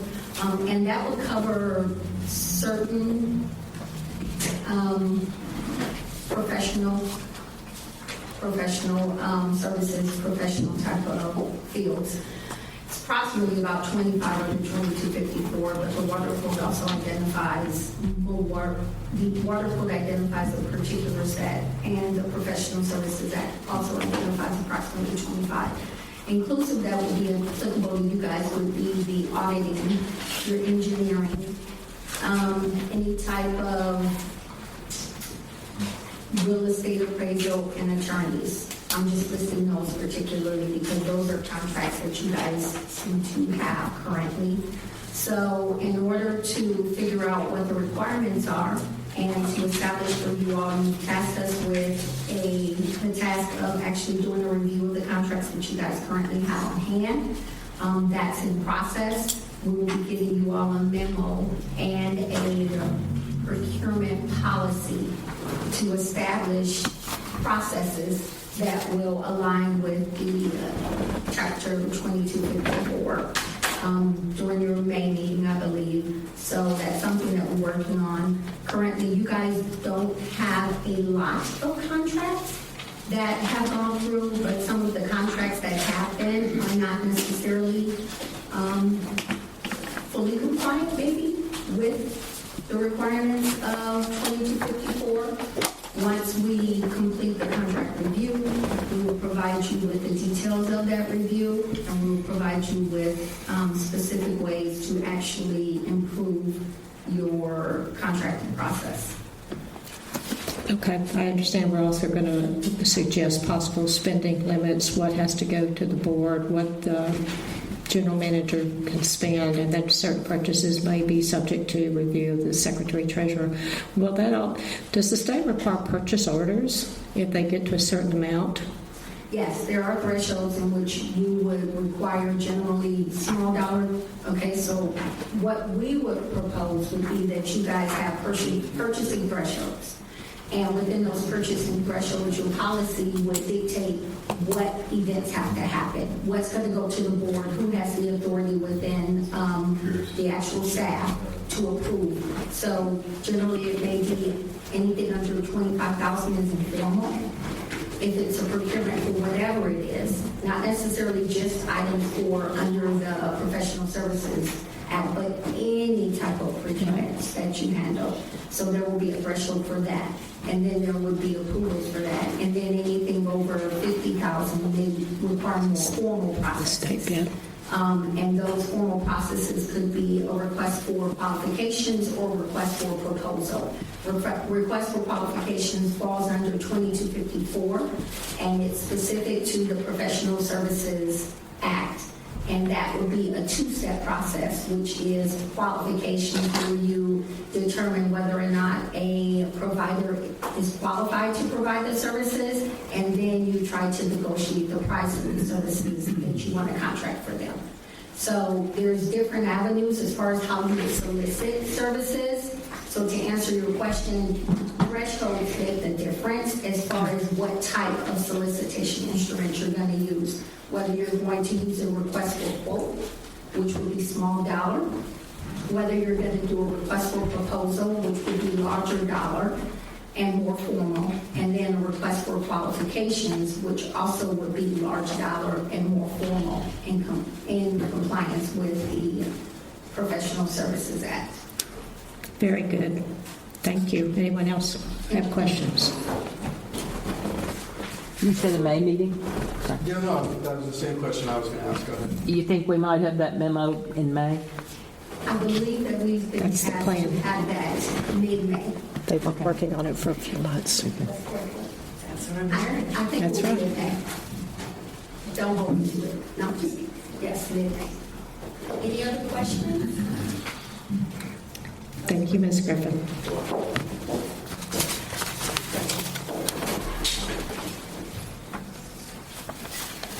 Item number 17, discussion, consideration, and possible action on changing the time for the regular board meetings. Ms. Kay Rogers, this is your item. It's my annual inquiry about how everyone feels about meeting at 6 p.m. You won't hurt my feelings if you don't want to. I like it. I want to. Make a motion. Okay. I'd like to just talk. Sure. To me, that'd be fine as far as my occupation and what I do. That would be fine for wintertime. Summertime, when we're busy, it is a very big inconvenience to me. You think once a month is hard for once a month? Because we're not meeting all the time. No, it depends on what all we have going on at that time, which cannot be predicted from week to week. I see.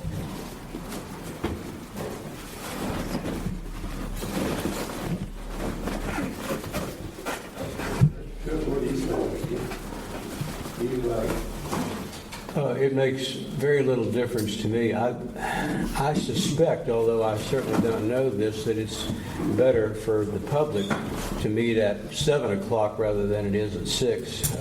I see head shaking out there. Is that not so? On the other hand, some folks like to get home earlier and not have to leave here at 9:30, 10 o'clock also. But that's my worry, is that we'll have less public participation at a 6 o'clock rather than a 7 o'clock meeting. I would like to have 8 a.m. We could have breakfast and donuts. I'm serious. I would if people would participate. Let me try again. Mr. Herbert, what do you think? I like the 7 o'clock hour. Okay, well, I'm not going to make a motion in deference to my two fellow board members who it would be a hardship for. Okay. 3, the Lee County guys. Agricultural guys. Pardon? The agricultural. The ag guys. The Texas A&M guys? No. Farmers and ranchers that have no set hours. Well taken. And my lifestyle is winding down somewhat, but I like the 7 o'clock hour. Okay. No harm in asking. So you withdraw your motion? Yes. I never made it. Oh, okay. That's true. Okay. Moving on. Item number 18, consideration of and possible action on a proposed amendment to the legal services contract for the law firm of Graves, Dowdry, Heron, and Moody, P.C. I requested this amended contract. The contract we had on file since 2011 did not list our current council members, and also we are considering an additional cost, which I think is very reasonable. Board members, you've had a chance to read it. If you have any questions for Ms. Martin, Ms. Martin, would you like to make a comment? Yes. And thank you for this consideration. I blushed a little bit when I talk about getting paid. But we've had the pleasure of serving this district since 2011, and the changes in the contract, just as President Smith reflected, essentially I would call this an inflation revision.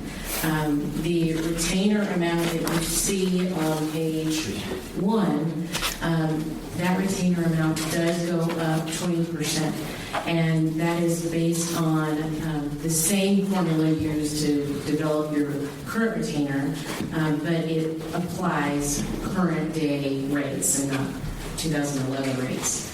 And so the other primary changes we've added is to reflect the lawyers that will be providing you services.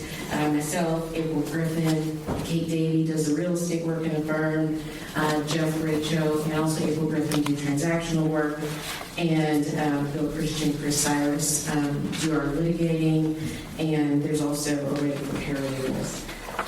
The other substantive change is to incorporate statutory disclosures, conflicts of interest, ethical disclosures that are required to be disclosed before an entity. So we we canvassed the entire firm and feel confident in making these disclosures.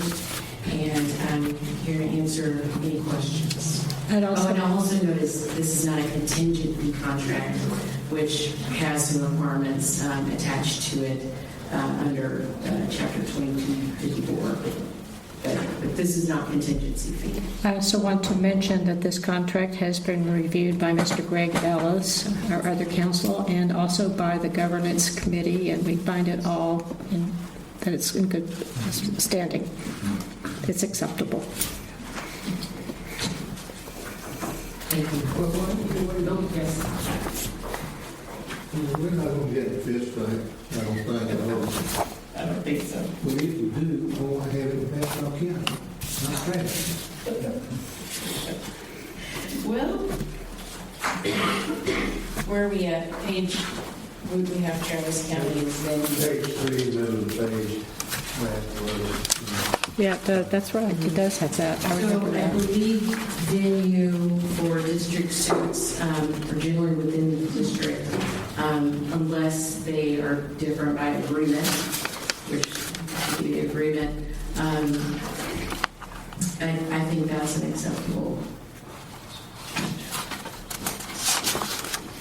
Bastrop County. Yes.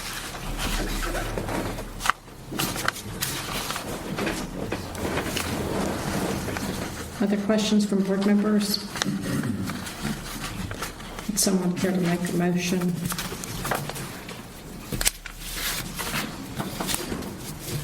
I'll make a motion to accept the contract for legal services, Graves, Dogger, here and Moody, with the amendment of the change mentioned, Bastrop. With the venue being Bastrop Yeah. County. With the amended venue of Bastrop County. I second it. So we have a motion and a second to accept the amended legal services contract for Grace, Doherty, Heron, and Moody PC with the amendment of the Bastrop County venue. All in favor? Aye. Any opposed? Motion carries. Thank you very much. Thank you, Natasha. Item number 19, committee reports with possible board discussion. No action will be taken on any reports. Education Outreach Committee, Mr. Arsufi. Yes. We had the very first meeting of the Outreach Education Committee on April 1st. And since this is a new committee and we're exploring the variety of avenues in terms of education outreach for the district, we primarily did a brainstorming session about the types of things that we could institute to help further along the district's outreach and education activities. So I'll just go through a list of what the committee talked about. Enhance the district's marketing and branding materials. We talked about developing a PowerPoint presentation of the district's history, mission, aquifer basics, rules, DFC services, and other points of emphasis. And this PowerPoint development would be for the use of the staff and board members in making presentations to local service units and other government entities about the districts and activities. Talked about a general brochure and another brochure that the board has discussed before, and Jim has emphasized. What can the district do and not do in the form of a brochure for distribution at public meetings?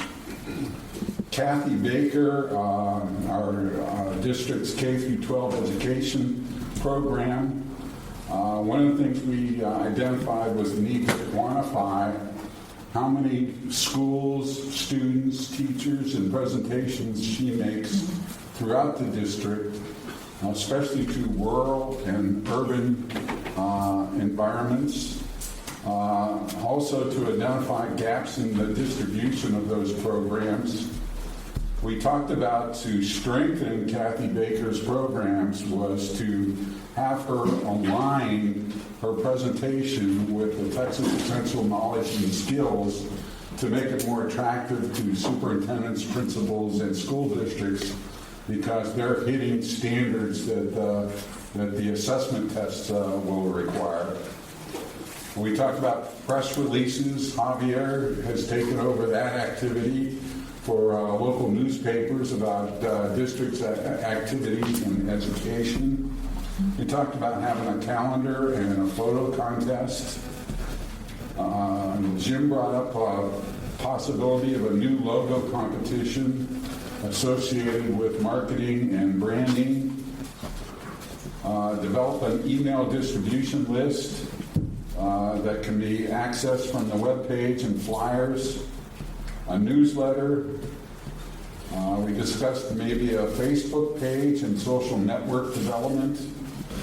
We're going to explore grant opportunities, develop guidelines and institute a conservation grant program for the district, well registration initiative for those unregistered wells with some incentives to get participation, as well as update registered well information.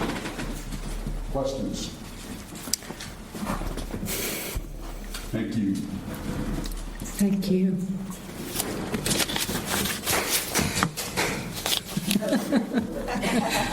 That's amazing, isn't it? Okay, Financial Services Committee, Elvis.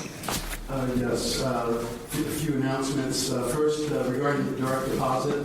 So for any board members that wish to get the meeting reimbursements via direct deposit, please see Jim and the staff.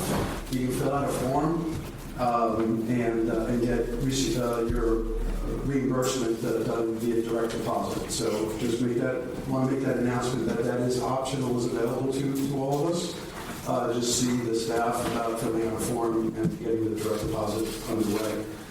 Another announcement is that for, right now, the financial reports, the monthly financial reports that we get in our agenda packet every month, if you notice, the latest report has a date stamped on the top. It says March 31st for 21. So moving forward, all those monthly financial reports will have a date stamped on it, so that we know exactly when the day was that the district took that snapshot in their book, from their books on that financial report.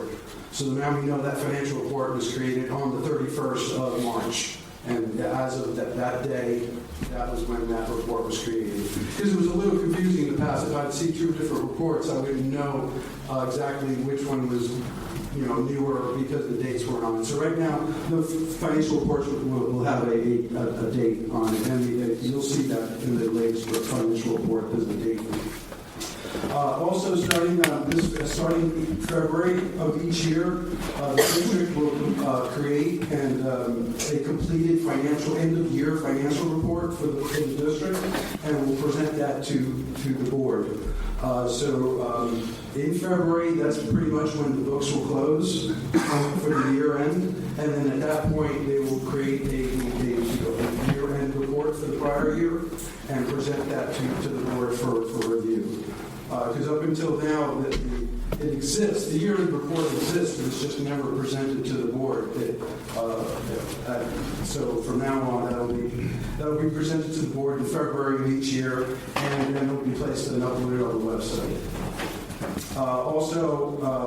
The financial reports for all the prior years, from 2006 to 21, those will be updated, uploaded to the website as well. So we'll get all the financial reports from the past and the future on the website in terms of this for the year-end financial report. We have a meeting tomorrow. The Financial Committee has a meeting tomorrow with Greg Ellis to review the investment policy document. That is another one of those state audit check boxes that we had to check that we were deficient in. It was in the investment policy. We have a meeting tomorrow with Greg Ellis to review that. There's the financial auditors. We expect their report in May. So hopefully, maybe by the next board meeting, we might have the auditor report sometime in May. Regarding bond coverage, I know we already signed some bond coverages for text pool, and I believe I also signed earlier today, I signed a bunch of coverage to get my signature on the First National Bank as well. Is there any update on the surety bonds that you'd like to present to? Is that all done, completed? We're waiting on them to send us the physical bonds. But yeah, the paperwork's filed. They've sent us the invoice. We just haven't received the paper bonds yet.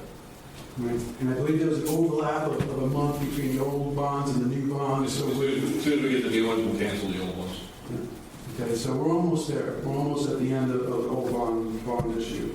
And then lastly, Natasha, I don't know if you'd like to have any update on the ILA. Local agreement. Interlocal agreement. New acronym.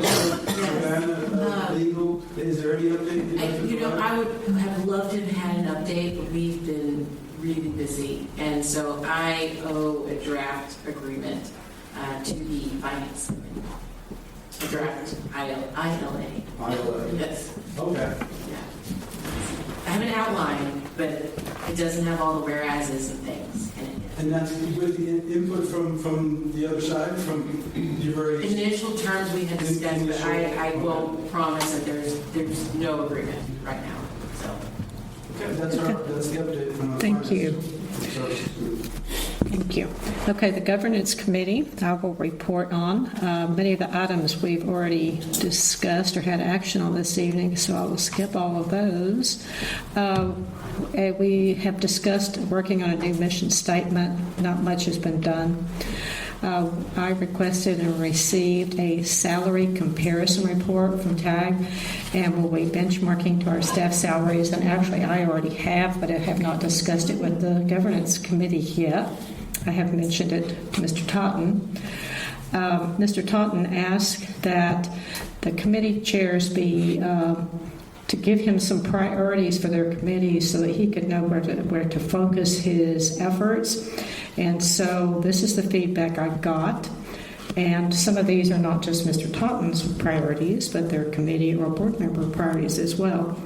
The number one priority identified is for the general manager is to complete a three-year well monitoring plan that will identify existing wells in all aquifers for the purpose of monitoring water levels drawdown, identify areas that will require additional wells, increasing the total number of wells to approximately 100 wells, contacting county commissioner courts as needed to gain legal access to right-of-way for installation of monitoring wells if needed. Once the plan is written and approved by the board, the goal would be to identify 15 or 20 wells each year over a 3-year time period. And then the general manager would summarize the data collected on an annual basis and report to the board each year. So basically, we're just asking that the plan be developed by the end of the year, though it's going to take several years to actually accomplish all the work. So that was identified as the number one goal. Other things mentioned, we're updating the well monitoring database, working with the management committee to update and revise the management plan, review, write, or revise district rules. And again, both of those things are also responsibilities of the management committee. Assess personnel needs to accomplish district goals. Financial controls, which of course we're going to be dealing with next month, and educate and involve our community in our work and improve relationships. And that's my report.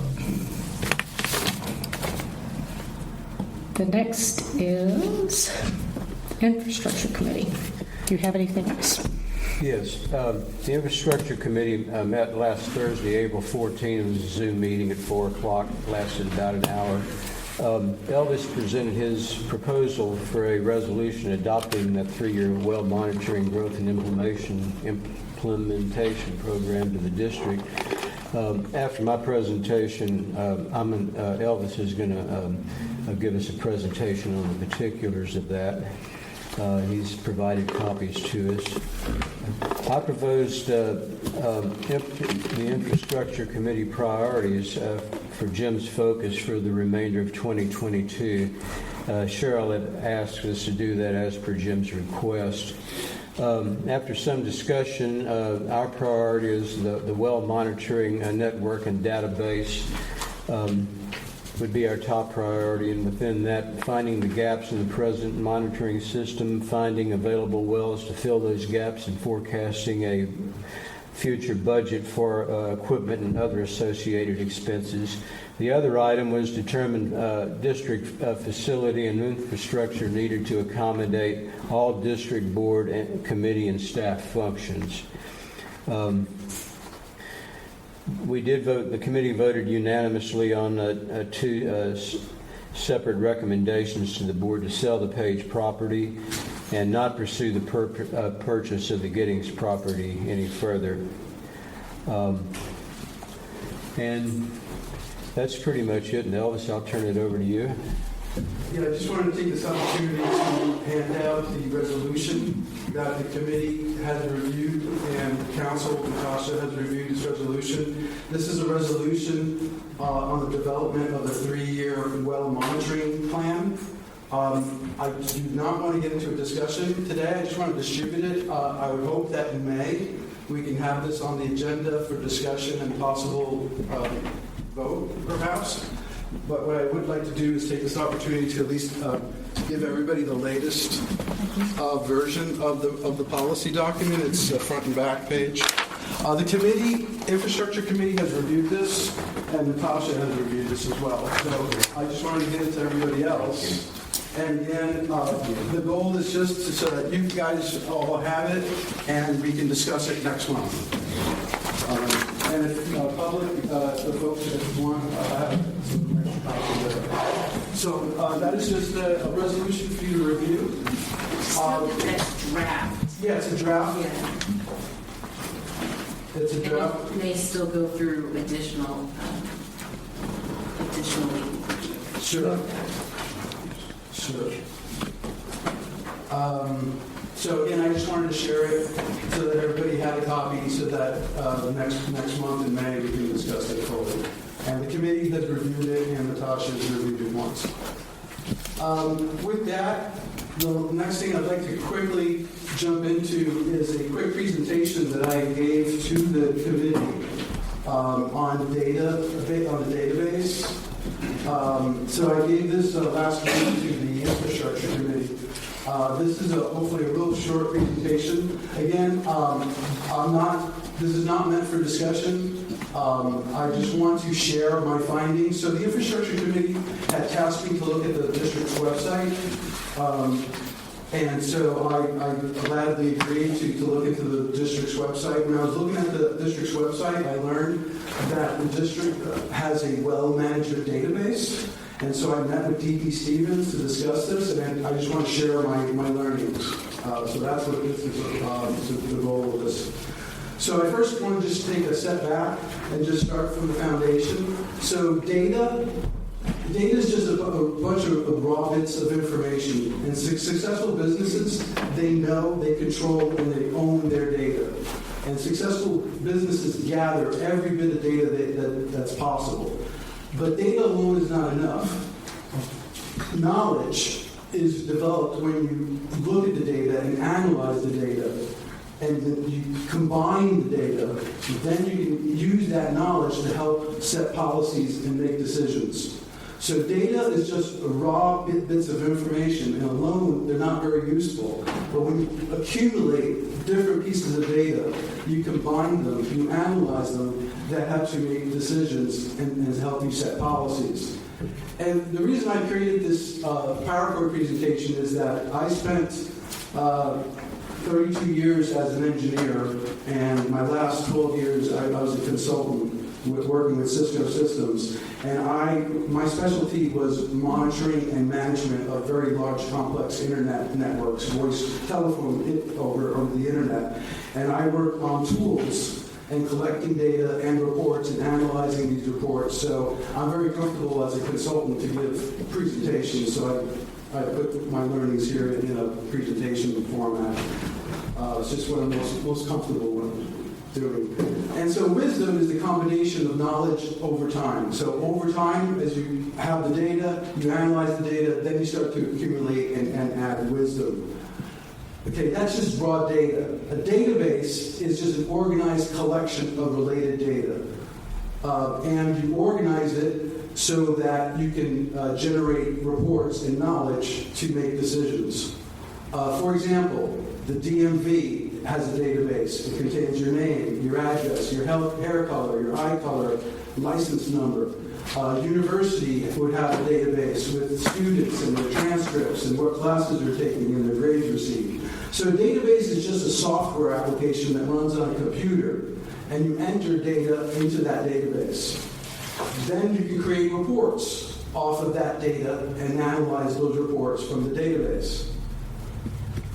So here's an example of a database. A database is just, you can just think of it as a bunch of rows and columns. And the rows in this example are people, Anne Marie, Evan, Michelle, and the columns are the birth dates, your major, your last name, your first name. So in our case, in the district's case, our database contains wells and well information, and the depth to the screen, and the depth to the pump, and the water table level, the elevation, for example. So those would be elements in our Lost Pines database. So then, once you have the database, now you can start creating reports and do what's called data mining, which is analyzing the data. So you can find all sorts of unknown trends and patterns and associations by having all this different type of data in one database to help you make better decisions. So you collect, you control, you own as much of the data as possible. You verify the data. Obviously, if you got bad data going into this database, when you create your reports, you're going to have bad data in your report. So there's the engineering term, garbage in, garbage out. So you want to make sure that you're not pumping garbage data into your database. You want to verify your data. And it requires that all your data is in a single database. This way you can analyze all of it in one place and create all sorts of reports based upon all the data that's in one database. Okay, now let's up it. So now what we have, the Lost Pines, we implemented, the district created in 2017, a database management system. A database management system is a database, it's an application, but it has a user-friendly interface to it, typically over the internet. So you can log in through the internet using a web browser, and you have a nice little friendly interface that you can click on and enter data and get reports and read the data. So that's what's the database management system. So it comprises the database plus a front-end graphical interface to allow users to go in there and read and write the data and report on the data. So the Lost Pines implemented a well management database system around 2017, and this is a snapshot of it, and that's the address, the HTTPS lostpines.dbstevens.com. So that is the address that you would put into your web browser, and you can go there right now. It's accessible on the internet, and when you go in there, you'll see this map of Bastrop and Lee County and the grids, and you can zoom in, and when you zoom in, you'll see a bunch of dots on a map, and each dot is a well. So now let me talk about the database. So it was developed by DB Stevens, that there are hydrogeological consultants. It was developed in 2017 under their existing contract dated by 2011. So an RFP process was not required, it was not pursued. This was approved by the board. There was a one-time expense that was incurred for $68,000. The cost included moving the data from the old district's database to the new database. There are currently no annual recurring fees as long as DB Stevens is consulting with us. So there was just that one-time expense incurred back in 2017. Now, a database contract does not currently exist with respect to this database. So the district owns the data, but we do not own the software, nor do we own the hardware that the data is the database. We do not own the database software. We do not own the graphical interface. We do not own the computer. DB Stevens hosts this database on their computers. Right? If you take a look at the address, it says lostpines.dbstevens.com. So you can see that it's being hosted by DB Stevens on their computers. So the database management system right now is storing all of our non-exempt wells and our exempt well driller data. So like well depth, the screen depth, the depth of the water, the lat and longitude coordinates, those are all currently in our database. The water level and associated well documents are also available on the database. The well documents, Andy Donnelly is able to upload documents associated with wells, like reports, well reports and things like that. He can update those up to the database, but that's only accessible to the super admin. It's not accessible to the general public.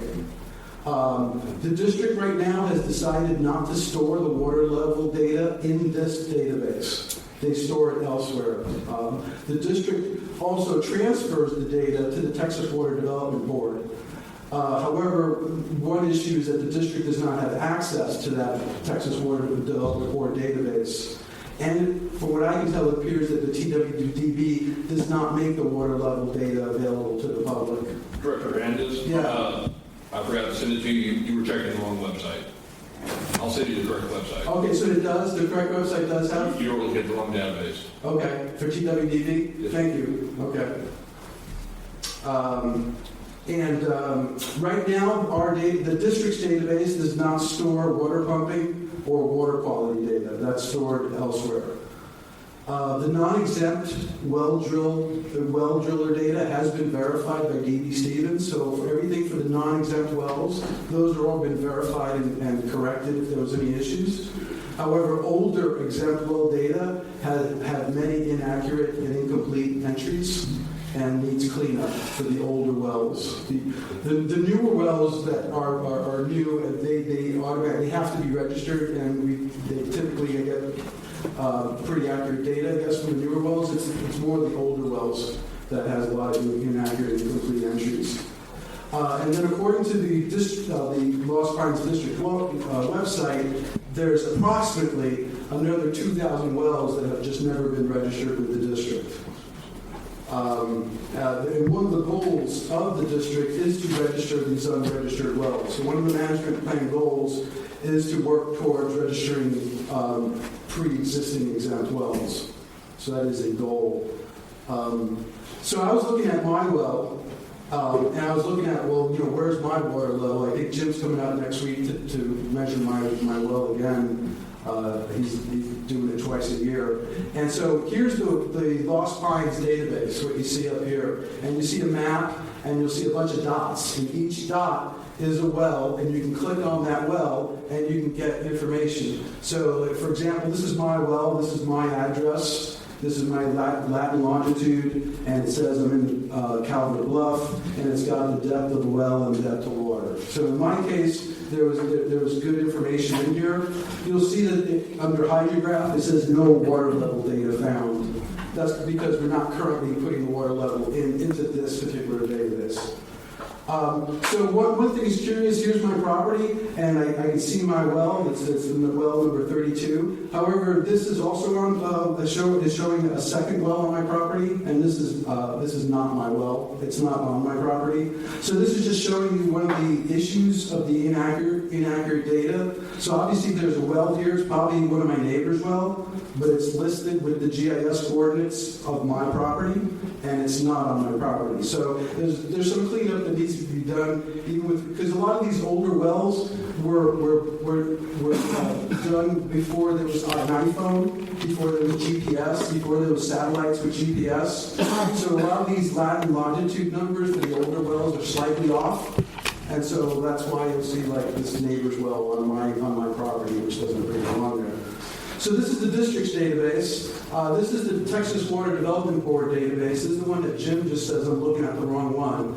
So I was looking at this particular water database by Texas Water Development Board. They have a similar database, well management database system. Again, it's a map with a bunch of dots, and you can go through the parts of different Bastrop and Lee County and click on the dots. And you'll note that it has different information here. Here it has, again, this is my property, and my well is not listed at all in the TWDB database. It's just not in there. My well is in the Texas Railroad Commission. So it goes back so far that it's in the Texas Railroad database. It's not in the TWDB database, at least not on this page, maybe in the other one that Jim will point me to. And then the well that is shown on my property isn't my well. This is Tommy Wood, 645 Heron Trail. That should be across the street from me, so it's not listed correctly here. So this is now, let me jump back to the district. Here's just another well. Here's just an example where there's just no data. So you have the location, you have an address, and you have a lat and longitude, but there's no other information. There's no aquifer that's set, there's no top of screen, there's no depth of water. So it's missing a lot of information. So there's another example of a well that's just probably an older well that has incomplete or inaccurate data. And ideally, we need to go back and clean up this information. This goes back to my garbage in, garbage out. Right? If you got garbage in, bad data, when you run your reports, you're going to get garbage out. Then in comparison, so what drew me to this was I initially was looking at the Post Oak Savannah GCD, and they use a database by a company called Half. And when I was looking into it, it turns out that all the other GCDs in the GMA 12 use this Half database management system, except for the Lost Pines. And that's because when Half announced their product, their database product, it was after Jim and the district had already engaged with DB Stevens, and so we were already down the path of development of our database with DB Stevens, and so things got out of, so that's why things are a bit out of sync. But the other GCDs in the GMA 12, they heard about Half during the same industry meeting, and so they are currently using Half. It's a similar thing. It's a map with a bunch of dots on it. In their case, they have colored coordinated dots, and each color represents a different aquifer. So if it's pink, it's the Carrizo. If it's green, it's the Calvert Bluff, and you'll see the over here on the left. So for the Post Oak Savannah GCD, the house system, that's a $22,000 one-time charge. There is a $5,500 annual recurring fee, and in addition, there's a fee to move data. Sure. Did you say that we don't own the database that DB Stevens prepared? Correct. We only own the data. Do these folks own the database? Probably not. Okay. Probably not. They probably also just own the data. Okay. It's very rare that unless you have everything and did it all on yourself and you were a big company, you probably would never own that software in the hardware too. And again, just to show that they show different data compared to us and compared to the Texas Board of Development Board. They don't have all that well drilling information shown to the public. They just have the well operator and the well owner. So here's some of the features that Half provides for the Post Oak Savannah. They have a production pumping data that's kept in that database. So they also make these reports available to the public. If you go right now to the Post Oak Savannah website, you can click through their website and you can see these reports. It's open to the public. These are the pumping reports. Their website also allows well owners to enter their own pumping data via the internet. A well owner could go in there, log in, and they could put in their own data. It gets validated by the district, by the Post Oak GCD. They validate it, and then it becomes official, and it goes into the database, and then they can create all sorts of reports. And you can see this goes back, multi-year back in time. So this is pumping data. This next slide shows the well level data. So they put in their well level measurements in here, and you'll see every dot corresponds to a measurement date. It says who did the measurement and what was the measurement, and you can see that you can click on that well, and then you'll see this report. And you can see this is probably, I think I picked one of the Carrizo wells that are having issues with Vista Ridge. You can see this particular well has had a drawdown of about over 60 feet in the last year or so. And then you can see who actually did the measurement. In this case, that measurement on October 15th was B. Bazan, and I believe he's one of the directors over at Post Oak Savannah. I believe he has a very active role in the Post Oak Savannah GCD. He's very actively managing or project managing their data, their well monitoring network. He seems to be very active as a director. Obviously, he's taking well measurements. So there's an example where there's a director out there in the field actually measuring a well.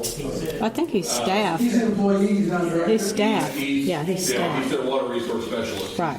He's not a director. That's right. Thank you. Thank you for correcting that. Okay, so they have an employee who's doing this. Okay, thanks. I had thought he was a director. Thank you.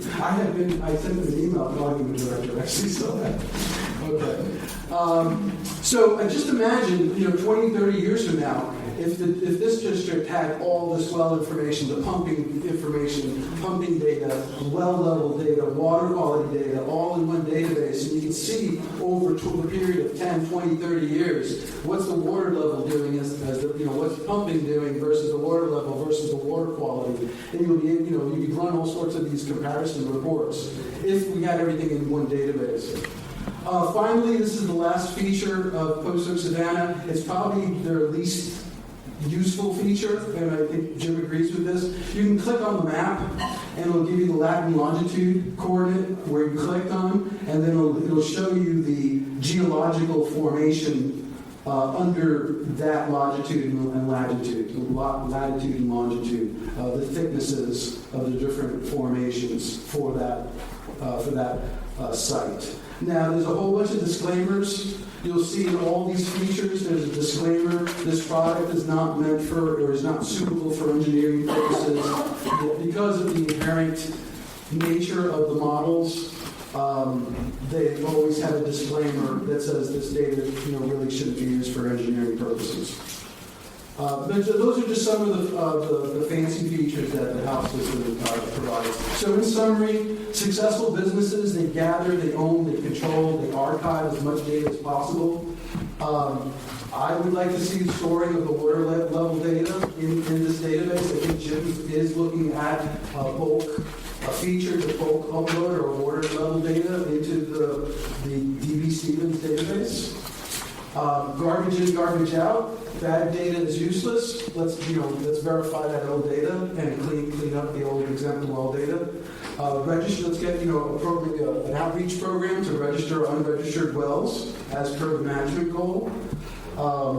Reports can be created based on various combinations of the data, but only if the data exists in one place. I can't create these fancy reports and stuff if you got data in 3 different places. And again, just imagine the future if we had all this data, 20, 30 years of all this data. Data collection will improve the GAM. So we have the model, the more data we can collect over time, the more we can feed that back to those modelers and help improve the model.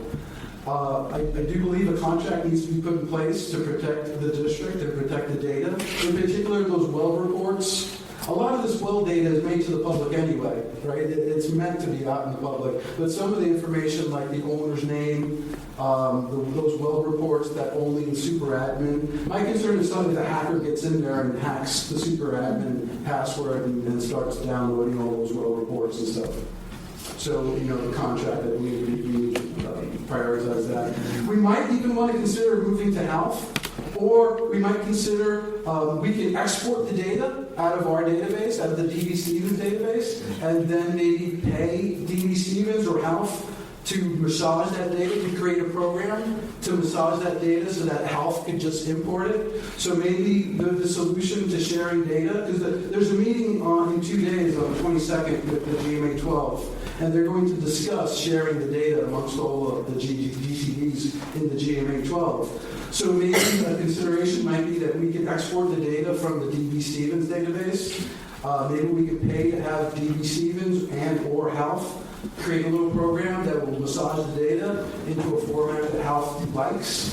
and then all the GCDs in the GMA12 can all share our data. That's an option, perhaps. Perhaps moving to health. Perhaps Jim has some other options. But the GMA12 is meeting. They are discussing this issue. It's on their agenda, and I just would hope that everybody can get behind the need, and I think everybody will, the need to share data. We need to share the water level data with the other regions, with the other GCDs in the GMA12, and we'll just leave it up to those folks to figure out the best way that we're doing it. There's definitely different options on the table.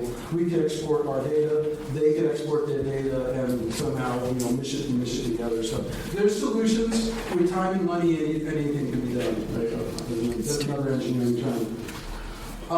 Lastly, we do have a management plan goal that says we're going to maintain a database. However, it's very specific to the well driller information. So it says maintain a database of exempt wells, transfer permits, spacing, completion information. I'd like to see this be expanded to add the water levels, water pumping, water quality, and have a big database with everything.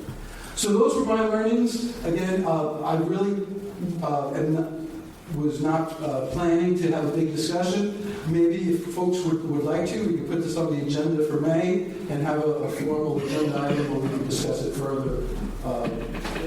That's it. Those were my learnings from the database. Thank you. Thank you, Elvis. Okay, one more committee report, Management Committee. The Management Committee met on April 6th, and we sort of just focused on 4 things, thinking we don't want to spread ourselves too thin. We are moving forward on implementing an export fee, and we've contacted Natasha to help us draw up a draft rule. Natasha, are you working on that currently, or is it? It is part of a larger draft revision of the rules.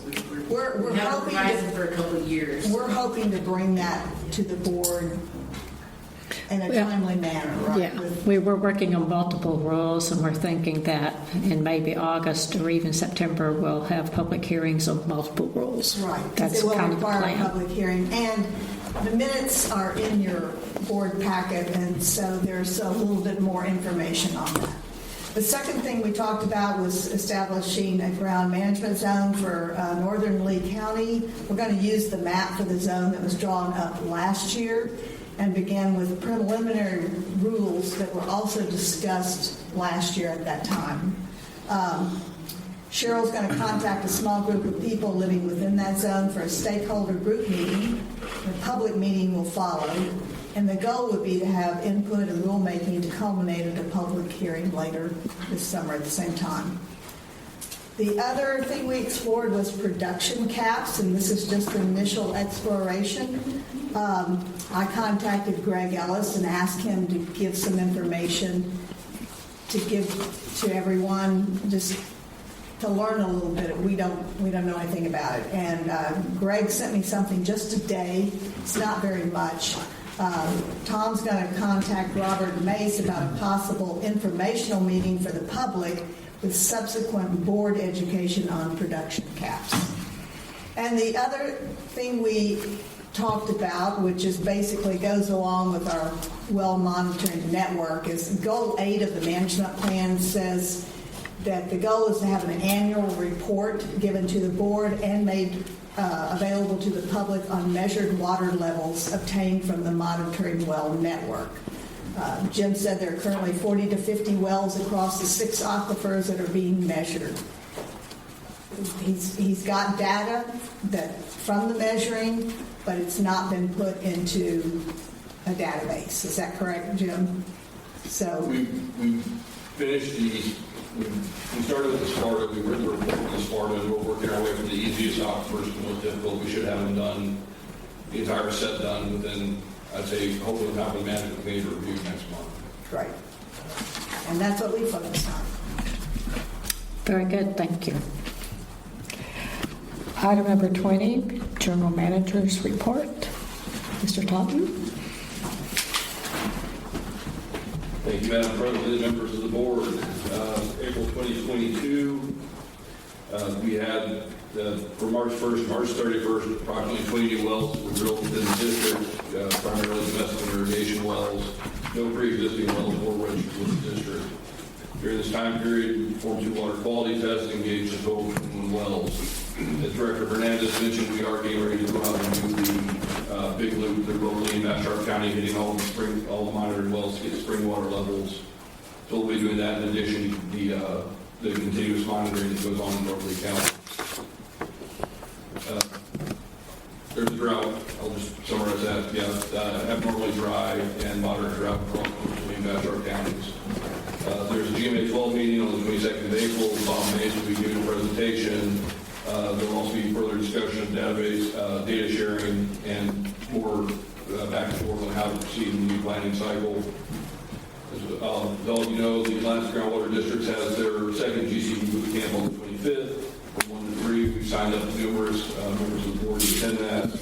I believe they'll also be talking about the Open Meetings Act, in addition to some GCD best practices, and a couple other topics. So any board members that didn't sign up, I believe we got enough to get the 5 and up discount so we can put more board members in on our existing registration. I leave a placeholder in committee action, but I believe that horse has been thoroughly beaten to taste. So there are no pending permits at this time. And as far as upcoming meetings, we have GMA 12 on the 22nd of April at the Boca Savannah offices and also online. And Region K will be meeting on the 27th of April at 10 a.m. at the LCRA Center in Austin. And then, as Natasha mentioned earlier, there's also the Senate Ag Committee hearing, I guess, on May 10th. And that'll be in Austin, Capitol. Now, don't get mad. When I look at the new well activity reports, I find myself wondering, where are the wells going in? And would it be just a whole lot of trouble to do a little map that just sort of had little dots on it where the new wells were? Yes. We should look into it. If it's a big problem. I mean, the easy way would be to do this ordinance. That probably wouldn't be any more useful to you. So I could look at a game map of just the wells, sure. I can't make a guarantee, but we can try it. Well, you know, I have no idea what your computer can do. Put it on your future wish list. Okay. Thanks.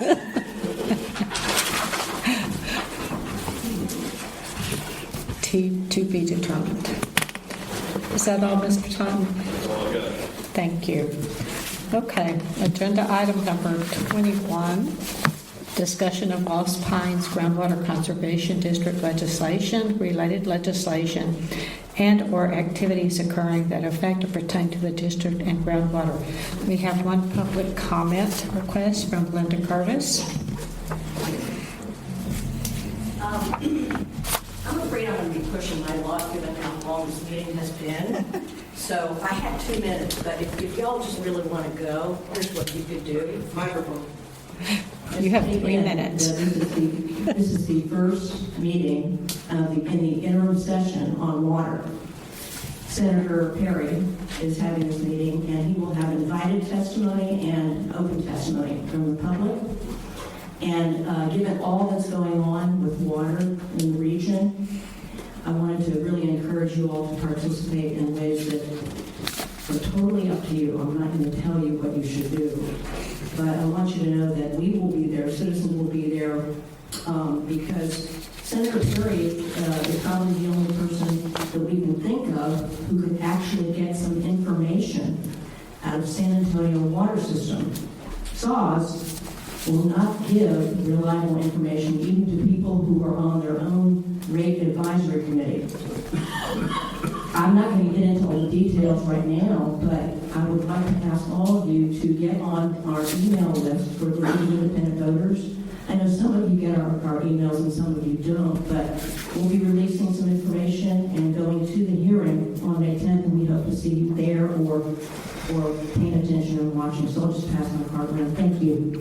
Thank you, Linda. And if you don't get emails, just give me a call.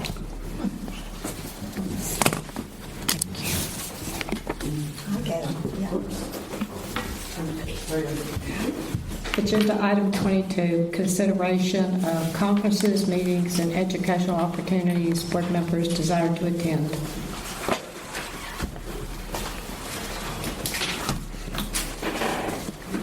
I'm not aware of any. Mr. Totten, are you? Only the ones already mentioned. Thank you. Agenda item number 23, consideration of agenda items, calendar, and events. Board members, are there particular agenda items that we have not yet discussed? We have quite a few that are already going to be on our next agenda for May. Anything else?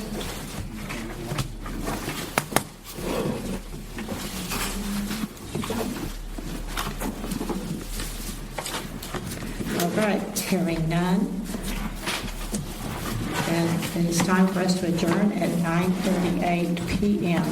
Thank you all for attending. Thank you, Cheryl. Thank you, too. 9:30, not bad. Long day.